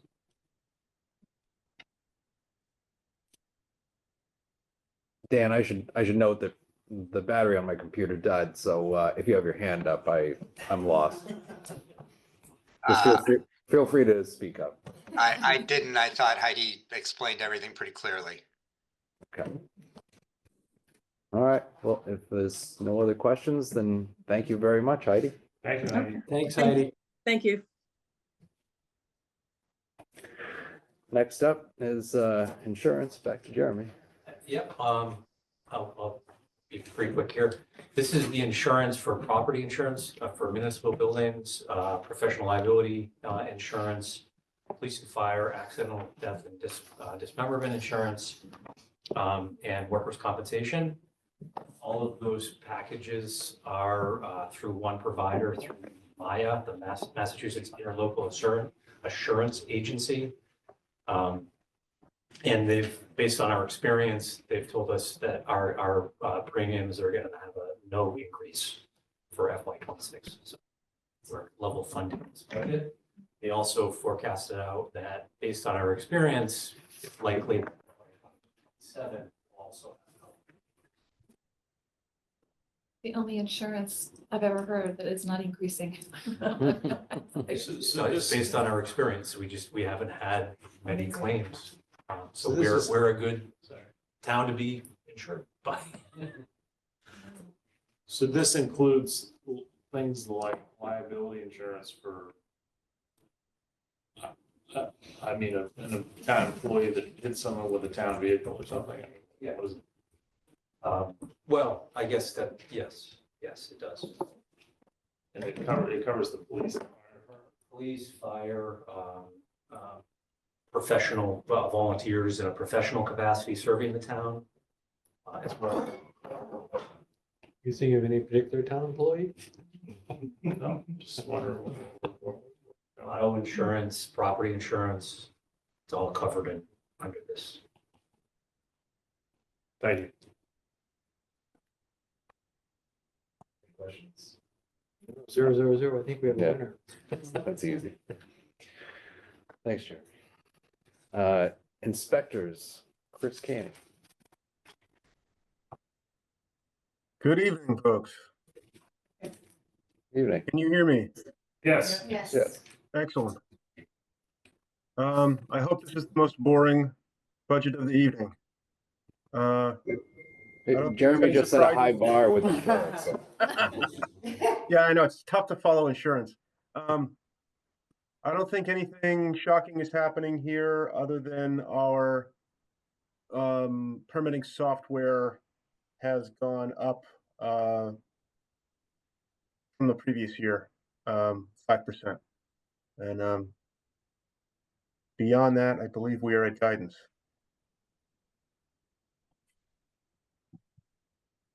And Chris, this covers what positions of yours? Sorry, my position as the building commissioner, the wiring inspector, plumbing inspector, which are both part-time stipend positions. We have a line item for our admin, Jeannie, who also does the select board and CBA and a number of other functions in town hall, but she's also the building department admin. And then we have a few backup inspectors that we have a few lines for as well. Assistant inspector. Chris, this all looks good to me. I just glanced ahead at the revenue tab. How are you feeling about the fee structure for permits and all? Does it feel like that's about where it should be, or? Yeah, I think we changed this. Jeremy, you tell me if I'm right. Was this last year or the year before that we adjusted the fees? That was just last year, Chris. It was last year, and things are looking really good. Looks like that minor change has amounted to, maybe a 10% increase in the revenue coming in, which is not a huge amount of money, but it's more money. Some of the changes we made are based upon like what some of the minimum fees were. So we're just sort of picking up a little bit extra sort of across the board on a few different types of permits. Yeah, so I thought it was great that you did that. I know there was some discussion about it a year ago or 2 years ago. I'm losing track, and great that that happened. Could you just because I think not everybody on the committee is going to know, just in a minute, say what were like some of the changes and. Sure. The biggest issue we had in our previous fee schedule was that when you looked at the permitting costs for like just the wiring permits, say, then the fees that were coming in related to electrical permits wasn't enough to cover the cost of the wiring inspector portion of our budget, right? And the same thing went on the plumbing side of things. And so, the building permits were sort of offsetting the fact that those two lines were a little negative or very, very close to even, So we just made some minor adjustments. I think we added $50 to the minimum fees on a few different categories of permits. We made in a couple of tweaks to the sheet metal permits as well, so that they weren't capped at $100. They would be based upon the value of the work, because we were losing money on really big jobs that were getting done. And it seems like it's been really, no complaints from any contractors or homeowners that I've heard so far. But it certainly balances out better with what we're bringing in compared to what it costs for the department. Excellent. There were some adjustments based on sort of the type of work that you were seeing as well, like solar. Yeah, we just added categories we didn't have before. So we added some like heat pump and geothermal have a specific category now that they previously didn't have. We did change a few things about how solar was charged. But yeah, none of it was like shocking. It was all pretty standard stuff, and we're still pretty well in line with what other towns are charging around us. All right, thanks. Any other questions, Steve? Good evening. Given what you can anticipate for the fiscal 26, are these adequate hours? Great question. We're making do the way it is at the moment.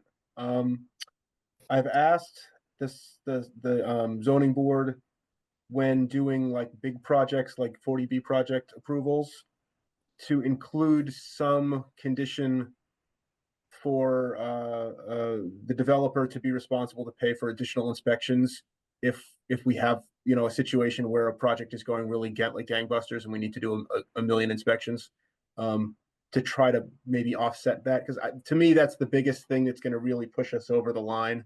of needing to have more hours. If we get a big 40B project coming and it goes faster than, like, Whitney Farms is a 40B project that's going very slowly, right? It's taking, 12 years to build that project. If we had a development that was going at a sort of normal pace, I would have to be there every day or every other day. It would be a huge drain on my time to be over there. So I'm trying to make sure that the zoning board includes some sort of clause in those 40B decisions that would, make the developer set aside a fund to be able to pay either, for our own inspectors to do the work, or to have our backup inspectors come in and do inspections, or even hire a third party if we had to. But just so that sort of exists separate from this budget, because that's not a long-term change particularly, but we do have those like high and low spots where, we get really, really, really busy with one of those big projects. And so far we've been lucky, like, 59 North Main Street was a really great sized 40B. It was manageable on our end to do all the inspections. The Fields was just big enough, to be kind of a pain, but we made it through that, and it wasn't going so fast that we had to be there every day. If Coolidge Crossing gets off the ground, one of these other big projects gets off the ground, it could push us a little bit beyond our capacity. But I'm again trying to sort of plan ahead for that. So instead of relying on the zoning board to remember, should there be a fee schedule adjustment to accommodate for that? So there's no. Well, Yeah. we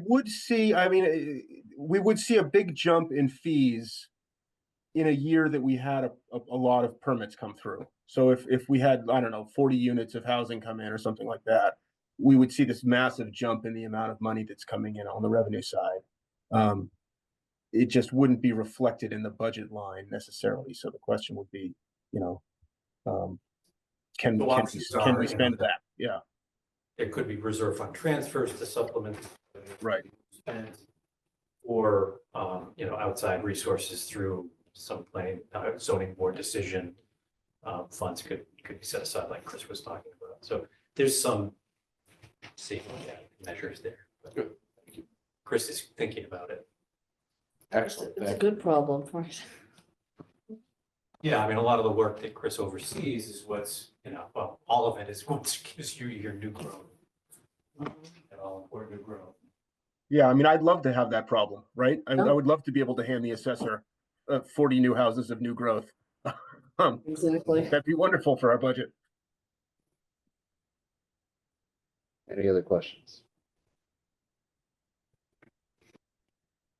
I think you're all set, Chris. Thank you very much. Thank you so much. That brings us to elder housing with Kitty Sturgis. I am here and I'm trying to get myself so I'm presentable. Hold on just a moment if I can figure this out.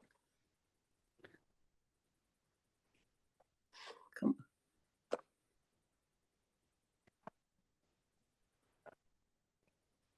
Well, I don't know. You're going to have to listen to me.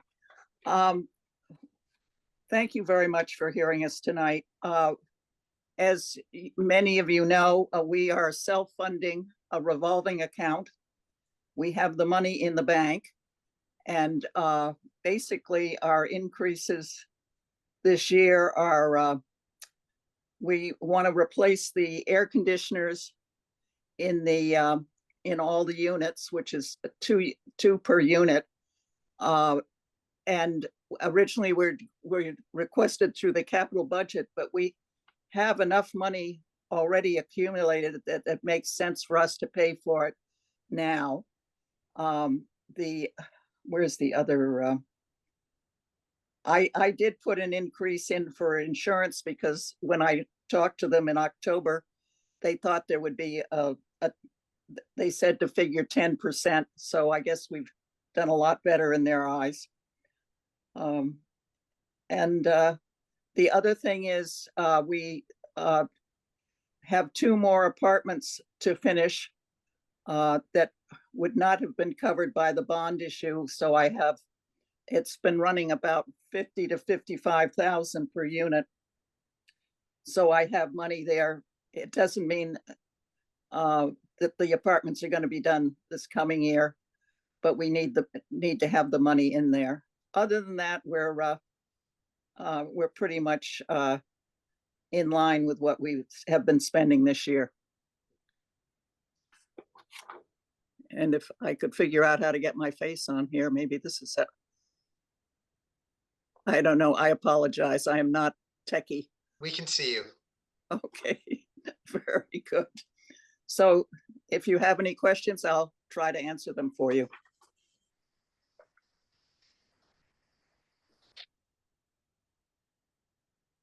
Any questions? And my dog is saying it's past her bedtime. So This is a self-funded. self-fund, we get rents every month. We have 24 units we rent. And fortunately, we were 100% 2 weeks ago. We now have 2 apartments that have become available. But we've had Quite a waiting list though, right, Katie? pardon? You have quite a waiting list of folks. Yes, looking to we get in. have a substantial waiting list, which is very nice to have. So it is a revolving account, so it's self-funded. That's And correct. It provides some offset of, if there was debt issued for any work that was done at Woodhaven, the revolving fund pays for that debt. So there is sort of a transfer between this revolving fund and the. And we also pay a fee for service every year to the town, which I believe Deb can answer. I believe goes into the general fund. But that's Yeah. for services that we do receive through the town. Snow plowing, that sort of thing. That, oh, well, that's correct. So the piece of this that advisor will actually be asked to opine on is a dollar limit on how much can be spent out of the revolving fund. It's not, as Kitty said, it's not an operating budget item. So Kitty, last year that was 450,000.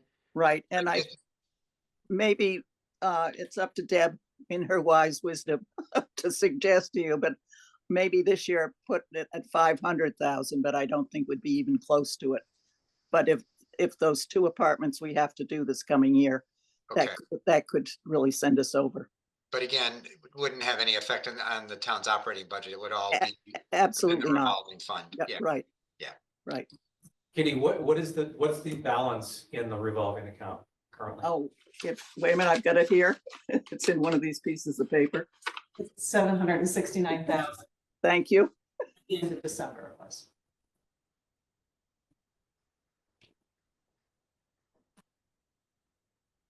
So at the April town meeting, we would have what, close to the 500, Deb?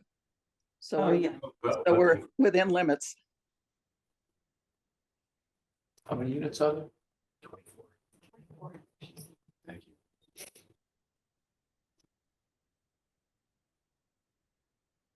Do they all rent at the same rate? No, they're different rates. The first year you come in, you start at the high amount. And some people have been there a number of years, so they have lower rents. And the last 2 years, any current resident, we have not increased, we've only increased their rent by 2%. We're under the elder housing rules, and I'm not using the right words, and I apologize. We can increase their rents 1 to 5%, and we've been using the 2%. And because it's a rental facility, all of these units count towards the state housing inventory for affordable, the SHI count. And I'm sorry, I'm not really familiar with this part. Is this owned by the town? It is. Okay. Yeah. They're talking to us. I just don't know anything about it. Feasibility with creating more units owned by the town? It's like on that land right next door to us. Yeah, that's a good question. I'm not sure if the Elder Housing Committee is considered that or not, but it's a good question. Well, they have a wait. I couldn't hear the question. The potential to, either on this site or another site, has the town ever considered expanding or building more units? I do, they may have in committee, but I'm not aware of it. Seems like it would be a pretty good investment. I think the Affordable appeared- Housing Trust has some goals along that front. They don't have any funds to bring to bear, but that would be an avenue for expansion of such things. And of course, CPA could have been a source of funding too. Yes, of course, it could have been.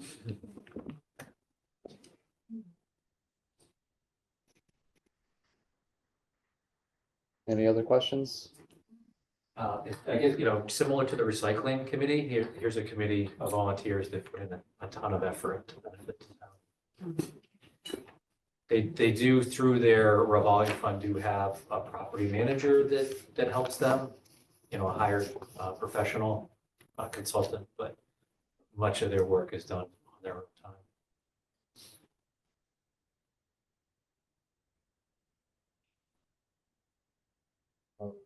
Thank you for your time and thank you, Kitty, for the Thank you. presentation. Thank you. Thank you all for your hard work. Know the committee well. And on to the last budget for the evening, Farm Pond. Jean Guthrie. This one is fairly easy. It's a revolving fund. We can only spend what we have. It's been pretty consistent. The only year we had to ask for a reserve fund from the town was during COVID. I don't expect any big surprises this year. We have talked about possibly increasing the amount of non-resident stickers because they bring in $300 a piece. Right now, we sell about 150 of them. We were looking to maybe sell more. But other than that, I think it's pretty cut and dry. Jeannie, who's gonna make that decision about non-residents? The increasing, I'll talk to Jeremy and we'll probably bring it to the selectmen. The Farm Pond Advisory Committee is an advisory committee appointed by the select board, but the select board have. So will they have a public discussion of that? I mean, can anyone opine on it? I mean, I live on Farm Pond, I'd have a strong opinion on it. It would be an agenda item. Should they wish to change that, it would be an item there at a meeting. We found in the last couple of years that the amount of people that go to Farm Pond has decreased. Last summer was fairly slow.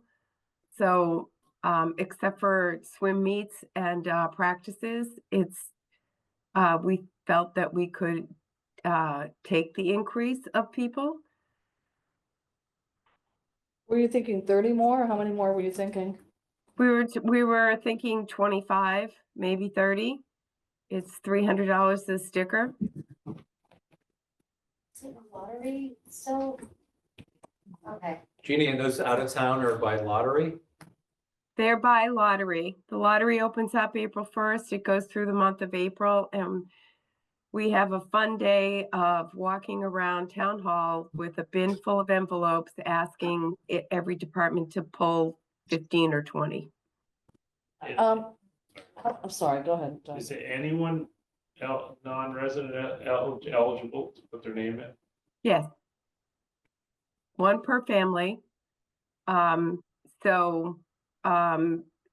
come from Boston, they come from Holliston, Medway. The majority is probably Dover, but we get them from lots of different people. How many applications? We probably average about 250. Ever thought about raising 350 for? I don't know. Yes. I mean, we've looked at other towns. 300 is a lot of money. So, we've kept it the way it is for a while. Jeannie, are you expecting that the reserve fund limit would be the same as last year or at 160 or different? Well, right now, I think our revolving fund limit is 160. We've Yeah. never quite hit that. So I think we'll be safe with that. Okay. Deb's estimated we'll have like at least $120,000 additional revenue this year. So we'll see, but likely to stay at 160 or mhm. plus. Okay, thanks.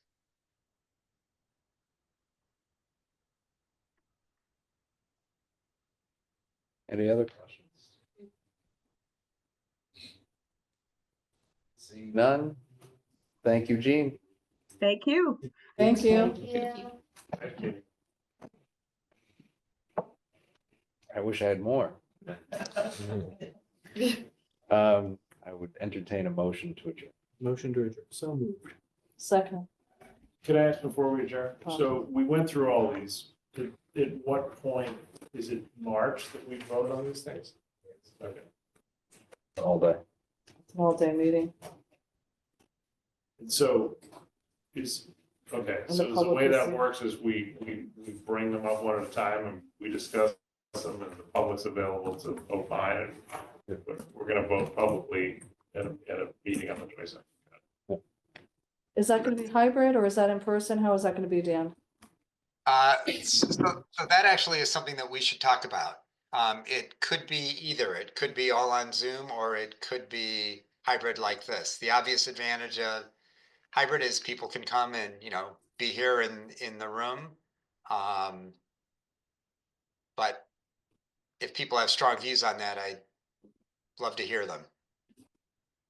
My view is I'd like to know now. I was going to be out of the country and I've made plans to get back in the country to be here in person. But if we're not having in person, I'll stay out of the country. Well, Zoom will be an option no matter what. It'll either be No, I know, Zoom but or- I want to be here if it's an in-person meeting. But if it's not going to be an in-person meeting, I don't want to fly back into the country. So what do people think? I would go with in person. Being on Zoom all day last year was, on a scale of 1 to 10, registered low. I can appreciate that. What was last year's meeting like? I was on Zoom in Florida and it was great. But we all were on Zoom, right? Weren't we all on? It was Yeah. all Zoom. I did one years ago, my first round advisor from a hotel room in Rutland, Vermont. It was not great. Well, was that because the technology stunk 3 years ago or because you were in Rutland, Vermont, or because? It's because I was in a tiny little hotel room in Rutland, Vermont for 8.5 hours. Anyways, but that aside, it's late. I'm hearing sentiments for in-person hybrid. Anybody with a preference that it be Zoom? Yeah, I guess I would ask the question, is there a logic to have a Zoom only meeting? I'm not proposing it, but it sounds like we did that. Or is there an last year. advantage to that? So the advantage here's the advantage to Zoom. I'm watching this meeting from outside, and it's pretty hard to follow what's going on. I recognize everybody's voice, but if it weren't for that, I would have no idea who was speaking. I think we can put together some name cards so that it will help identify things. When people from the audience speak, have no idea who's speaking. Again, I recognize most of the voices. So I think if we do, on Zoom, none of that's an issue. If we do it in person, I think we'd have to do a little more stage managing of asking people to speak, to come up to a central spot, make sure everybody's identifying themselves. And that's all perfectly manageable. But we will have to do a little bit of stage managing in the room so that people on Zoom can follow what's happening. Watching this one on Zoom, if I didn't already know all the players, it would have been pretty confusing. So if everybody's good with that, then, in-person hybrid works great. Well, can we do that? I mean, it sounds like we're gonna have to do something we haven't done before. Get microphones for everyone or name tags or. Yeah, podiums. we can do that. I mean, we can do the stage managing. We have a bunch of more meetings to practice before we get to March. I mean, would it be preferable for the public to have it be on Zoom? Because then, I mean, just thinking maybe it's easier to be on a Zoom kind of waiting for your time to present versus having to come to town hall and be like, oh, okay, it's like another hour. I gotta wait here for another hour. I don't know, just another Isn't hybrid thought. combo? That's what Yeah, hybrid hybrid is. gives them the option. Right, but I'm in favor of hybrid, to give people the option. I don't know how people would actually come down here on Saturday to present. So are you saying hybrid, we're gonna be here, and anybody who wants to be here is great, and then whoever wants to be on Zoom is great? But preferably advisory would be here. I think a bunch of people would show up to, you know, to speak and to be here in person. I think if we do it in person hybrid, I think we get a decent number of people in the audience. Plenty on Zoom too, but I think we would get some people who'd be here in the room. And do we send out what we're talking about by mail to everybody ahead of time, or how do they know what we're talking about? So we'll send out a mail notice to every house in town that will say, here's where the meeting is. If it's going to be a hybrid thing, it would have the Zoom link or maybe even a QR code if we get fancy, for anybody who wants to Zoom in, and would specify time and place. And then the agenda would get posted as it does for a usual advisory meeting. Would we plan to have it here, Dan, or we have to plan to be in a bigger location in case more people come in person? I think it would be here. This would be the spot. Okay. Because we're not gonna be allowed to look at. Well, yeah. Jeremy, anything you would add on this as we're talking about it? No, I think you've covered, I mean, this room could get laid out a little differently to have more chairs in the audience. So, you know, I wouldn't worry about the capacity of this room per se. I think there's ample space. But yeah, I think the stage management is important so that either folks identify who they are when they're speaking, or have, you know, more of a speaking area, you know, sort of pre-Zoom. That was pretty common to have, you know, come up to the microphone to speak. Yeah. We'd probably want to set up a little table or something for, you know, speakers or a microphone or whatever. But I think we can do all that. All right, so I'm hearing more preference for in-person hybrid. So I'd say let's plan on that. Deb has one. It's in conjunction with the select board as well, correct? Do they need to weigh in to see if they want it hybrid or? It's our meeting. It's our meeting. Yeah. Yeah, it's our meeting, Deb. So I think advisory decides, and then the select board can either be here in person or they can Zoom in if they prefer. Okay. One last before we adjourn. We just went through a lot. It doesn't make, I don't want to extend this meeting, but we're not going to have like a discussion about everything we heard, or I guess the discussion we had was everything we talked about. I mean, it's part of the our reason own why we do. opinions are not going to be expressed until March or what?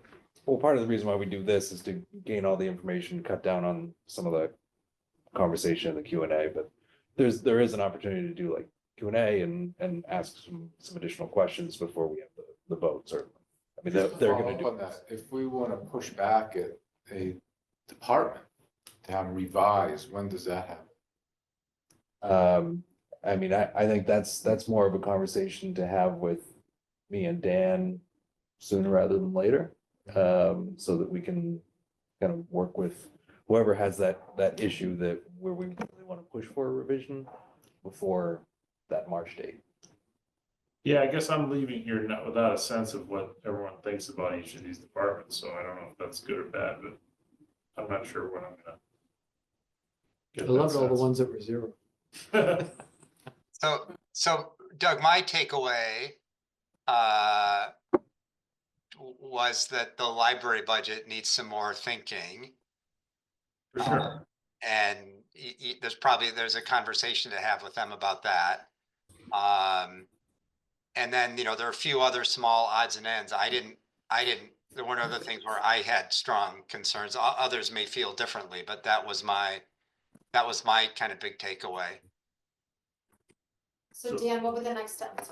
Yeah, what? Like, yeah, I'm a question. liaison to the library and so is Penn, and we've already spent, what did we spend with them on the other 2.5 hours?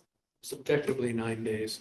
We spent like several hours seeing that presentation, having a pre-conversation So, in advance of this, and it looked the same. It It was the same as what we did after meeting with them for 2.5 hours and providing some kind of guidance. So I guess is the next step for that, to provide them with more guidance, other than like what they probably took away from our conversation tonight. Does that come from you and Mike, or is that now we're liaisons and we have to go back to? Here's my suggestion. I would suggest that, you know, you and Penn, Mike and me, have a conversation either by phone or by email, whatever. It's only 4 of us, so we can do that. And that then, we convey we'll figure out which of us and who to call and how to do it, but that we then would convey to the library something along the lines of, there were concerns about your budget. There was a sense of maybe trying to right size the program relative to the staff and thinking about phasing in, whatever. We'd have to think about what the message is. And then I think we would communicate to them that if you want a favorable recommendation from advisory, these are some changes that we would like to see, and then, see where that conversation goes. But I think that's typically the way that process plays out. If people wanted to play it differently, we could, but I put that out there as, in the past, when these kinds of things have come up, that's the way it's been approached. Okay, It works. Good. so we'll follow up with you guys, I guess. Okay, thank you. I didn't have to do that last, not Right. have to do that, but that wasn't part of what I. Yeah, it wasn't- In the budget, so.